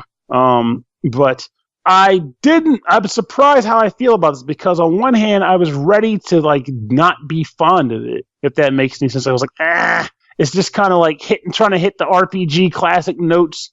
Is it really working, or is it just doing what, is it just tapping the right spots to make me appreciate it, even if I'm not really enjoying it? But then later on in the game, I did find myself feeling like I wanted to win battles and I wanted to go to the next story point, even though there were some weird decisions in the plot layout that I kind of felt like why is this character motivated to do this? That doesn't make any sense. I'm not going to spoil it because I feel like it would be a spoiler, but let's just say you're trying to help somebody early on, and then it turns out that's like, not quite. I don't care that much about you after all, and I'm going to be a dick about it to you and your friends. And to me, I was like, that doesn't even make sense as a motivation. It's just, why would they do that? But I guess they had to write that, hero has a problem, how to save it, without doing a ton of stuff with it because it just kind of happens. Yeah. The game is meant to be, because the game is not too long, so it doesn't have time to do like all the crazy ramp ups and setting the stage for the world. It just kind of puts you in it and things happen.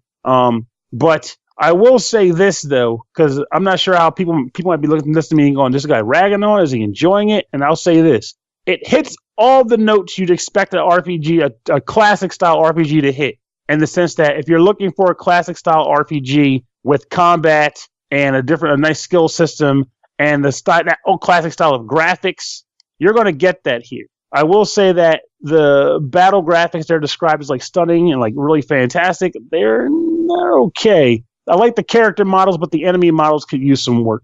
But I did feel as though nonetheless that I was getting the feel of something I would have played on like the old Super Nintendo or something like that, or maybe like the first gen PS1. As far as which is what I enjoy out of KEMCO RPGs. They keep that 16-bit classic RPG flavor, and that's what I'm looking for. Like, I'm not super fond of modern day RPGs that are more action based and open world and everything else. I kind of just like the simplicity of the retro RPG. Yeah, time the button presses or whatever. But like, and I agree with it. I think that's why I was mentioning before. Like, I feel like they hit the notes that you expect them to hit, and as long as you're cool with that in the combat, you'll have fun with this. I think, because I ultimately did have fun with this. I even like the fact that it has well, I feel like it's kind of underutilized, but the battle system has one of those Grandia-esque systems where the main characters have a timeline. Let me start. Ramble time. Shit. There is an actual like time progression meter at the bottom of the screen. Heroes are on it and the monsters are on it. And every time a person takes an action, the character icons move over until the next person's turn comes up, which means that there are skills, and by skills I mean I've come across like very few, that can ultimately hinder the enemy's turn progression and slow them down. So you can like push them back in the order of operations here. So if you need a heavy hitter to kill a guy before he hits you, make Lilith slow him down. Use her stun edge to knock the guy back in the order of operations, and then the main character can come in and just whack his face off before he can do anything. So I like that aspect of it too, because it reminds me of like one of my favorite battle systems that I've ever played in turn-based game. So my feeling on the actual review as a whole is that if you are looking for a real retro-y RPG, I think you can find it here. And I don't think there's a ton of them out there that are doing this, that are on consoles. I think if they are, they're all KEMCO RPGs. Yeah, for the most part, yeah. So, and this is probably one of their better ones. So I would definitely say give this one a shot. If you are looking at, like you mentioned earlier, like if you're looking for like, okay, well, I want classic with modern conventions, you're not going to find that here. This is retro to retro. Like they're not rewriting the script in any way here, and you're not going to get it. So don't come looking for it. And I guess the best way to describe it, as far as like when I think of the story, think of how I'm sure you can think of a couple of your RPG classic favorites from back in the day where the plot just kind of starts happening and there's no like heavy world building or anything like that. It's just, hey, things are great, and then holy shit, they're not. This game does that in a nutshell, like wholeheartedly. So like, that's what I meant when I said I'm conflicted on like the general review score, because I had fun playing it, but I also played it because I was reviewing it, and it's hard to say how others would take to it. So maybe I consider it as a try it. Works for me. Well, there we go. Let's go with a try it then. Sounds good. One final game for you to talk about is called Super Dungeon Tactics, developed and published by Underbite Games. Released September 13th on the Switch for $19.99, also available on Xbox, PS4, and Steam. Super Dungeon Tactics is a classic turn-based game featuring exciting new gameplay mechanics. Along with traditional RPG characters making you feel right at home, the dynamic gameplay will keep you on your toes. Pernell, what the hell does that mean? I don't know, but I can tell you what, this game is pretty cool. So, to give a little bit of pretext on this review, so Super Dungeon Tactics is based off of a board game that came out some years ago called Super Dungeon Explorer. Super Dungeon Explorer is pretty pricey, but at the same time, it comes with some really cool character models and character art for like the cards and like baubles and the such. I don't have money for that. And I also have trouble getting people together to play that game if I bought it. Fortunately, though, this particular game doesn't require friends, and it doesn't require $70 or $100 to buy it off the shelf. It just requires whatever the asking price is on the console, which is like, what, $20? Yep, $20. And you're getting a pretty cool game out of it. So the idea is that the story isn't much to write home about. The idea is that you are adventurers in the woods killing kobolds, and you come across a hidey-ho town that no one knows exists. And these people are like, the forest protects us. Monsters will never show up. And then like one of the main heroes is like, are you sure? Because monsters are angry and they'll attack if you let them. And then what do you know? The monsters get angry, so they attack. And that results in your party characters forming a guild in the town to help push back the monsters and hopefully stop the advancement forever, which is pretty simple, but I don't care because I'm here for the gameplay. And the gameplay is pretty cool. So between every level, there is like a map that pops up, and you can choose between like a bounty quest or a side quest or a main quest. And these are just what you typically would expect in a tactics-based RPG. Like a bounty might be go hunt down these guys, and if you kill them, you'll get X amount of loot rewards or whatever. And the main storyline quest will be quests that advance the plot. And as you play through the plot, you'll acquire new characters that fulfill different classes, like the barbarian or the rogue or the magician or the berserker or whatever. And when you equip these characters with items, you already immediately start to notice one thing that's weird about this game compared to typical tactics-based role-playing games, which is that there are dice involved. Now, they reduce the effect of dice in this game compared to the board game, but how this works is if a character has no equipment on, they have a coin that is flipped, like heads or tails. Heads, you get an attack boost icon, and tails, you get a skull icon. And the skull icon, I'll get into all that stuff in a bit.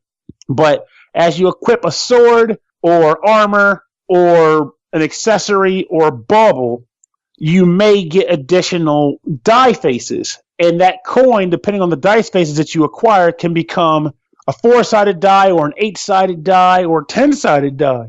And it gets to be, you can get a pretty decent die roster based on your equipment. And the different sizes of the die can be things like movement enhancement or attack enhancement or the aforementioned skull, which is like a detriment. At the beginning of every battle turn, both the party members' dice and the monsters, who also get dice, all get rolled at the same time in one big pool.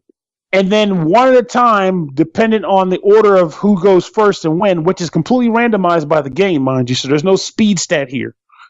you determine which bonus you want to take. One, then the other, then the other, then the other.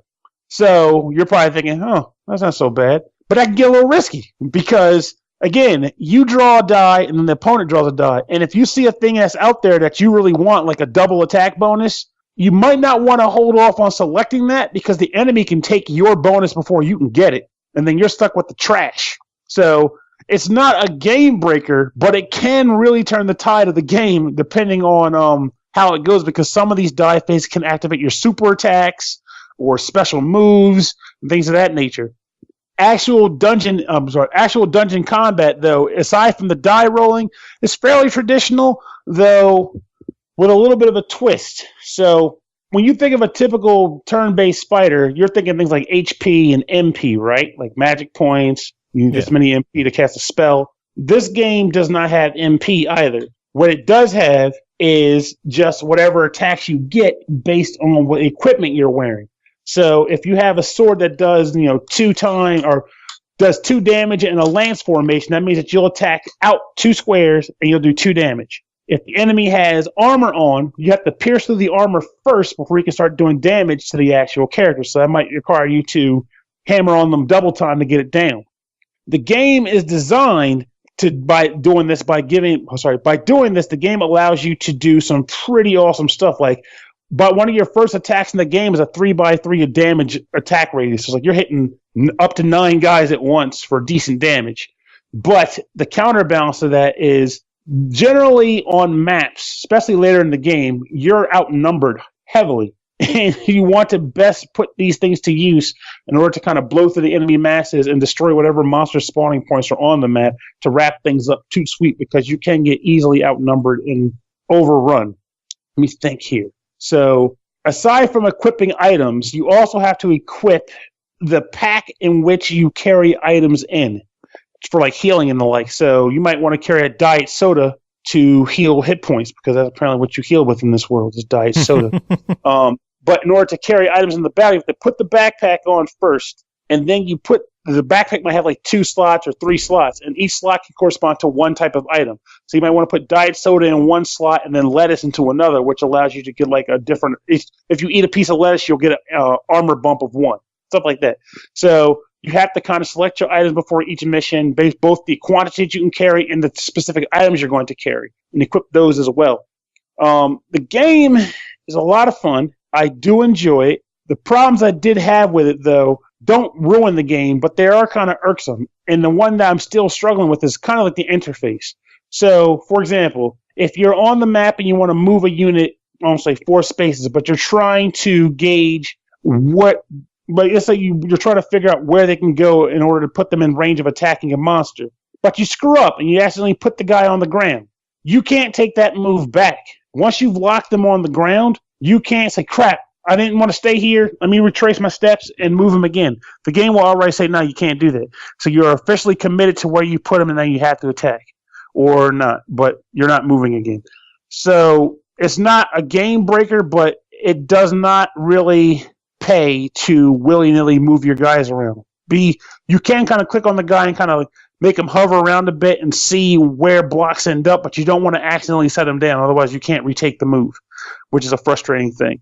The other thing is that when you're in the main hub trying to select between picking a mission or moving to equip a guy or upgrade to put stuff in your item bag, sometimes it's hard to outright tell when you're at the right place to move the icon around. So like, for example, on the map, you hit A to select the location, then A to select the mission you want to do.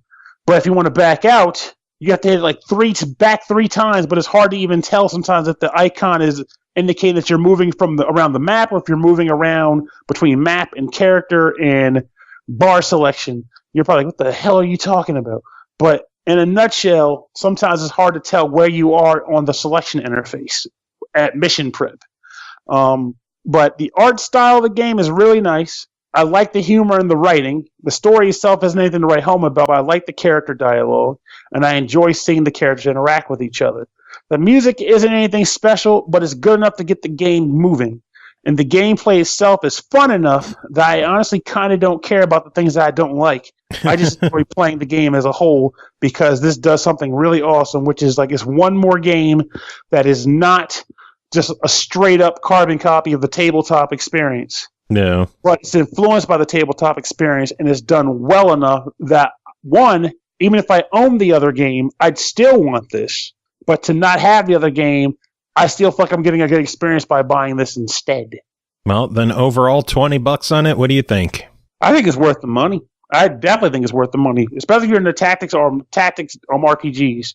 I know a lot of people have been lately clamoring. Like I saw a friend the other day, you know, when Nintendo announced all those Switch game, Square announced all those Final Fantasy games coming to the Switch, and he was like, and Xbox, and Xbox. Oh, nice. Bram was like, give us Final Fantasy Tactics, and I said, why? The game was great, but here's like 4 other games you can play that are not the same game you've played already that feel like it. So it's a new experience, but it taps those good notes. If that makes sense, like why wait for a game you played 15 or 20 years ago when these cool games are here right now? This is one such example of that. If someone's like, I want Final Fantasy, like, why don't you play Super Dungeon Tactics? It's a good game. It's new. You're not supporting a company's old work. You're supporting a company's new work. And that's a good thing. Great game, though. I recommend it. Awesome. Good stuff. Yes, I try. Pernell, it is always a blast having you on. Do you have any final thoughts to wrap it up? No, I feel like, honestly, I've talked so much today. I might wrap it up with a pillow and a hot toddy. That's where I'm at right now. I'm good, though. All right, next game to talk about is called Blast Zone Tournament, developed and published by Victory Lap Games. It released July 31st on Steam Early Access for $19.99. Fun esport that's the bomb. Ha ha ha. 32-player online battle royale, 500 maps, 240 level single-player campaign, over 10 billion customization options. Play now. Playing this one for us, Ian Griffin. How are you doing? Hey, I'm not doing too bad. What's happening for excitement? Just, you know, doing the show. Yeah, no, I hear you, man. That's my life. How's Blast Zone? I found it to be rather enjoyable. I mean, I kind of went into it somewhat cold turkey, aside from just reading the blurb on Steam, and it basically kind of looked like a Bomberman clone. And for all intents and purposes, I mean, it basically is. I mean, I don't necessarily mean that in the bad way, but if you're big on Bomberman, you now have a very, very, very comparable version of it on PC. And and I kind of feel bad about doing the whole Simpsons did it sort of thing and constantly comparing it to Bomberman, but it basically has like everything that Bomberman has. I mean, it has, like you said, like billions of customizations, and there are a metric buttload of different customizations for your character. And usually, and it has a pretty solid I want to say free-to-play model, because I think there is like a currency thing in there, but there's no paywalls. It's all purely aesthetic stuff. So, by not paying anything, you don't get screwed out of any kind of content. You don't get, any disadvantages. It's all purely aesthetic. And, even then, with enough time playing and grinding or whatever, I mean, you can eventually get a ton of stuff. I mean, it's not that big of a deal. But as far as the gameplay itself, I mean, it's just like Bomberman. You get an arena, you get your bombs, you get all of your typical standard power-ups. You get like a lot of the similar game modes, and they don't have a lot of the more wacky, zanier type items that you'd find in Bomberman. But but it's not to say that they won't add it in later. But also that you can tell that they're trying to keep things somewhat streamlined and optimized for like actual competitive play, because you mentioned esport in there, and this does seem to have the potential and the setup to try to be a somewhat serious, air quotes, serious, competitive style of Bomberman. Because that's the thing. Because sometimes in Bomberman, like depending on the game mode, it's basically a clusterfuck shitstorm, and whoever wins, it's pure luck.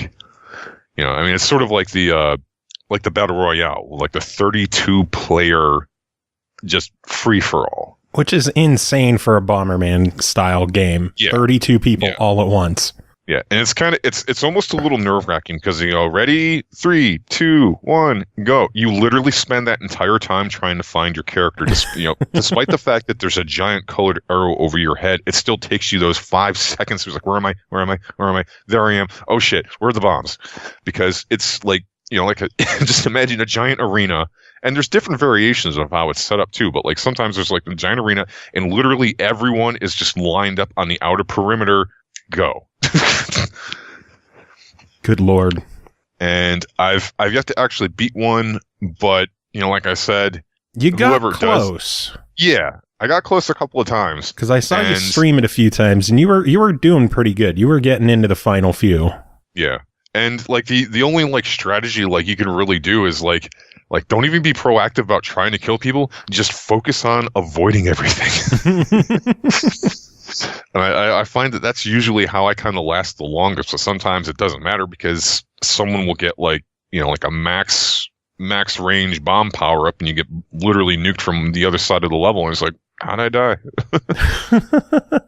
And then sudden death immediately starts like about 10 seconds in, and the arena, for anyone that's played Bomberman, basically the arena starts getting filled in with impenetrable blocks, and if you happen to get caught under one, you instantly die and lose.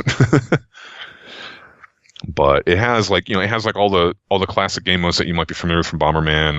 There's like the zombie mode, so if you die, you turn into a zombie. You move at half speed, but you can fuck up the other players still playing legitly. I mean, you can't drop bombs, but you can get in the way and you can be annoying and just listen to Kool-Aid to your heart's content. And it's still entirely possible to win. Because there was one match I played. I was the first one to get blasted. I was a zombie, and I just made sure I was in the right place at the right time, and I doinked up most of the other players, and when it came down to it, I ended up winning. Nice. So, just because it seems like you might lose, you might not. And let's see, the zombie mode, there's like team battles. I think I'm trying to think how many players, because I think I've seen 4v4, and I want to say 8v8. Which is, again, pretty big for a Bomberman style game. Yeah. And one of the beautiful things about it is that it is very nicely Twitch integrated. So there is like a menu you can jump into and directly invite your friends straight off Steam if they own it. There's even like options to pick a Steam group to represent. And of course there's like different variations of scoreboards, like you can match your stats versus your buddies, you can match your stats versus global, regional, that kind of thing. So there's a lot of statistics and everything like that. And I mean, like I said, you could definitely tell that they're paving the way to make this a potentially competitive game, and just a fun fuck around for just for the crazy insanity lols. Yeah, which is always good. Mm-hmm. And there's even a single player campaign, and for the most part, I really like how it was set up. Like if you've never touched a Bomberman game before, and actually there was a person in my stream the other night because I kind of played it again just to refresh myself because there had been a couple updates. Yeah, it looks like they update it pretty frequently, which is good. Yeah, yep. They've been pretty on the ball, so the devs are pretty proactive about working on it, tweaking it. Like right now it's more like we're just like they haven't added like a lot of content, but it's more along the lines of we just want to make sure everything's running smoothly. If there's any bugs, if there's any kinks to work out, it's kind of that phase because it's still early access, but they have a really great foundation to work with. When they do start adding content, I'm pretty sure it's going to be pretty solid. But like the single player, if you've never played a Bomberman game before, like this does a really great job of teaching you exactly what to do. It's like, hey, this is a bomb. Put it down. This is what it does. This is what blows up. This is what doesn't. Okay. Now blow this up, and there you go. Next level is, well, take what you just learned and figure out how to get out of here. Okay. And then, the next one is like, this is one of the abilities you can use. This is how it works. Now do it. Cool. Next level, figure out how to use that ability to get out of here. And so on and so forth until you basically have a good comprehensive understanding of the game. And then they throw you in a like 18-man free-for-all with only one life. Oh, God. It's like, okay, now that you've learned pretty much all of the basics of the game and you can use them fairly well to maneuver your way around, here is a 1v14 or 1v15. You have one life, have fun. See you on the other side. Good luck. Like, yep. We kind of held your hand through the shallow and the not quite so shallow deep end, or so we're just gonna toss you off into the ocean. Have fun. But the single player campaign is more like not necessarily try to beat all these guys, but like really interesting puzzles that you kind of have to figure out and try to think outside the box. And through doing that, I mean, you'll kind of inherently get better at like PvP because you'll be kind of thrust into situations that sometimes you have to really think about it. Yeah. And you'll get used to how the bombs work, the timing. Excuse me. The best ways to hide, best ways to avoid, different patterns that you can drop bombs in, just overall working on your strat. But, it is a very, very good game. Nice. So for $20 on this one, what do you think of it? For $20, I would definitely say try it. I mean, I'm kind of a cheap ass when it comes to games. Like if it was definitely on sale for less than $20, like definitely buy it. Just definitely fucking buy it. Like if you're a Bomberman fan, definitely buy it. If you're a hardcore Bomberman fan and you've been looking for something to jam on the PC, that would definitely be a buy it. I mean, the only reason I would say to wait is a try it. Honestly, like I don't really see any major flaws with this game. Nice. Like some of the menu navigation could be a little streamlined, but like just it's very little quality of life things that could be easily rectified at any point down the road. But I think this game shows a lot of potential. So fuck it. I'll just say buy it, because the only issue I've had, quote unquote issue I've had with this game, is that there aren't enough human players. I mean, I've been playing against AI, which in a manner of speaking is cool, because it's good to know that if you don't have enough human players for a full match, they'll toss in some AI guys that aren't completely stupid to at least facilitate the match. But yeah, I mean, get some more players. Like I would love to see what a lot of this stuff would be like with human majority players. 32 real live players. Yeah. Oh god, that would be insanity. Yeah, and that's the thing. Like, you really can't get mad. It's more like, man, it's more like, how long can you survive? Oh shit, it's like, wow, I'm amazed I made it this long. It's like, yay, I broke top 15. Okay, cool. I'm happy with that. I wasn't one of the bitches that went out in the first go. I didn't get crushed by the first round of falling blocks either. Yeah, exactly. Oh, man. Well, Ian, it is always good having you on chatting about this kind of stuff. Do you have any final thoughts on it? Skadoosh. All right, final game to talk about tonight is called V-Rally 4, developed by Kylotonn Games, published by Bigben Interactive and Maximum Games. It released September 11th on Xbox One, PS4, and Switch for $59.99. Coming out on the 25th on PC. The return of a legendary off-road racing game. Enjoy an extreme experience while becoming an expert in demanding simulation. Take on the challenges of rallies, rallycross, drifts, buggies, and hill climbs, and set off on a spectacular journey across every continent. Checking this one out, Jacob Garner. Jacob, how are you doing? I'm doing pretty good. How about you? Oh, I'm just doing the show. Again, still. Still? Yeah. What is this, episode 415? Yeah, I think so. Huh. We're inching up there to 420. I'm legit excited for that one. An episode that, it's just us giggling and occasionally munching on food. We don't even talk about video games. Probably. Just, I'd be really good at climbing ladders. Oh, yeah, really, Joe? That's really cool, man. So, want to play Rocket League? I can't find my hands. I want to know what kind of ladder, man. Anyway, V-Rally. We should probably talk about that. Probably. So it's a race. What? Oh, what? Huh? I don't know. All right. I was going to ask, how is it? Oh, I thought it was pretty good. I didn't enjoy it as much. Like, it was challenging, but I didn't find it as much of a challenge as like F1 2018. But I definitely did have to like change up my driving style with this one. With this one, it's it's rally, like, or Baja, whatever you want to call it, that kind of racing. So some of it's on a track, some of it's on dirt, like some of it's in like forest areas, like, but it's like mostly like dirt and mud racing. And you have to go around these tracks, and then there's this other thing called like a Joker lap, which is like you take like a slightly alternate route, but you have to do it once. Otherwise, like you lose time. Like I don't know. I thought that was kind of weird. I'm guessing that's a real thing. Yeah, it is. I've seen it on the X Games. Oh, okay. I haven't, like, the only time I ever used to watch the X Games was like for the skateboarding and snowboarding stuff when I was a kid. I still watch it. Oh, well, that's cool. Yeah, no, it's good entertainment. I haven't had cable for like 5 years, so. Oh, yeah, that'll do it. Yeah, kinda. So anyway, about V-Rally. Yes, tell me more about the game. What do you do in the game? So you drive around, on the track, and of course you're trying to beat, the AI who, I don't know. There were times I felt like they were pretty bullshit. Like there were races where like, I definitely had a lead, and then all of a sudden, like I'm getting close to the finish line and everybody was up my butthole. But other times, it felt fair. Like, it was totally understandable why I lost. Or like why I placed third or something like that.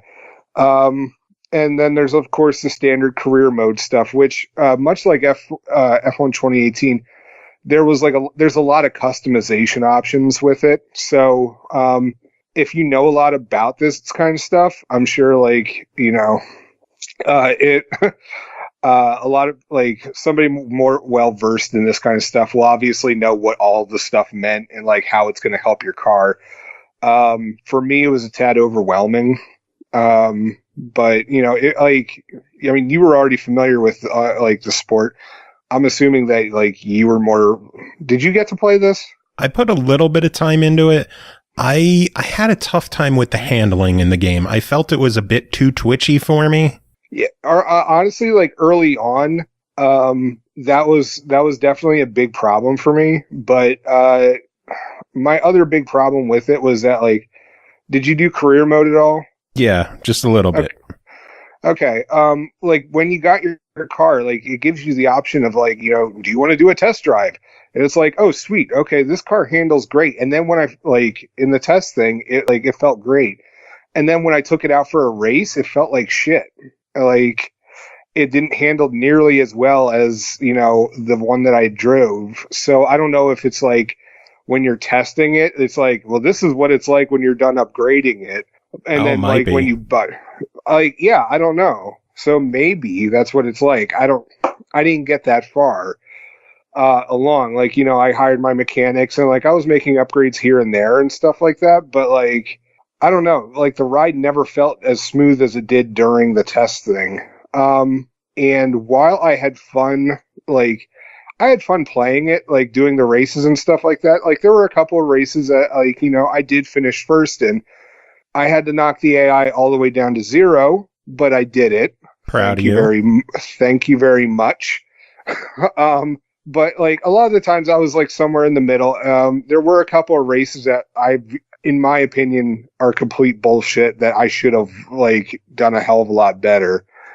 That the AI just like it seemingly just snuck up on me. But my biggest thing is that I actually had more fun doing the test drive areas and like looking around and seeing what the developers hid in the test drive areas than like I had with like well, in one of the tracks, there's actually like a little bowling, like it's kind of like a bowling lane. So you can actually like, yeah, you have to, I don't want to say like it's off the map, but it's there, like it's a little hidden. Like you actually have to like go off the road and like you have to go find it. But there's like a little bowling, like it's like a little bowling lane. And at the end of it, like there's these like pillars that are set up like pins and like you can knock them all over and stuff like that. There was a different track that had like a huge fuck off ramp. And if you hit it at the right speed, you automatically get an achievement because there's an achievement for getting like 40 feet of air in one jump. So, and honestly, like I just kept hitting that ramp back and forth because that was a ton of fun. And then there's another track that has like it. I don't want to call it like an RC car thing, but it was almost like a slot car track. Like, and that thing actually wasn't hidden. Like, I mean, like all you had to do is just go down the airstrip and boom, it's right there to the right. But it's just like, it was those fun little touches that the developers put into the game that I actually had more fun, like, dicking around on the test areas than I did trying to actually, like, win stuff and, like, be the best rally driver ever. My other complaint with the rally driving thing was that it's just like, if you bought a certain kind of car, then you can only enter in certain kind of races. And so, like, I bought this car that in my opinion, it handled the best. It was best suited to my style. And it automatically shut me out of a bunch of races. Yeah, because certain cars could only do certain disciplines, which makes sense in a realistic way. But, this is supposed to be more sim than arcade, obviously. Right. And it's like, I get it, but at the same time, like, that wasn't, like, I was like, come on, guys. Just let me race. Right.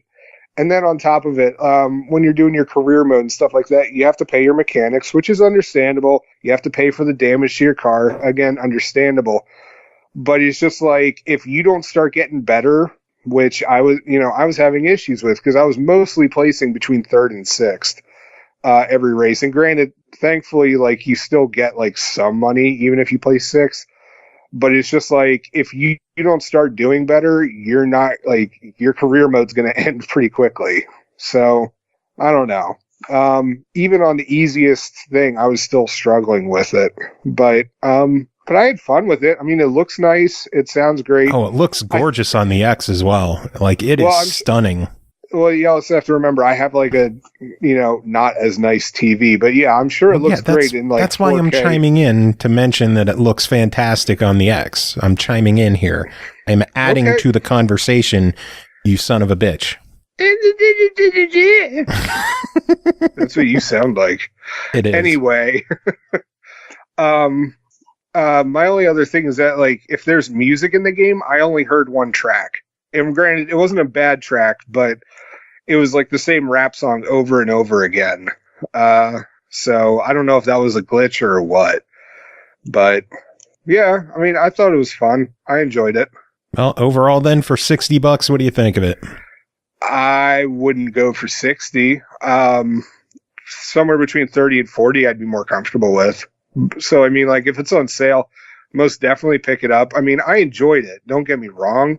But 60 I felt was a tad steep. Yeah.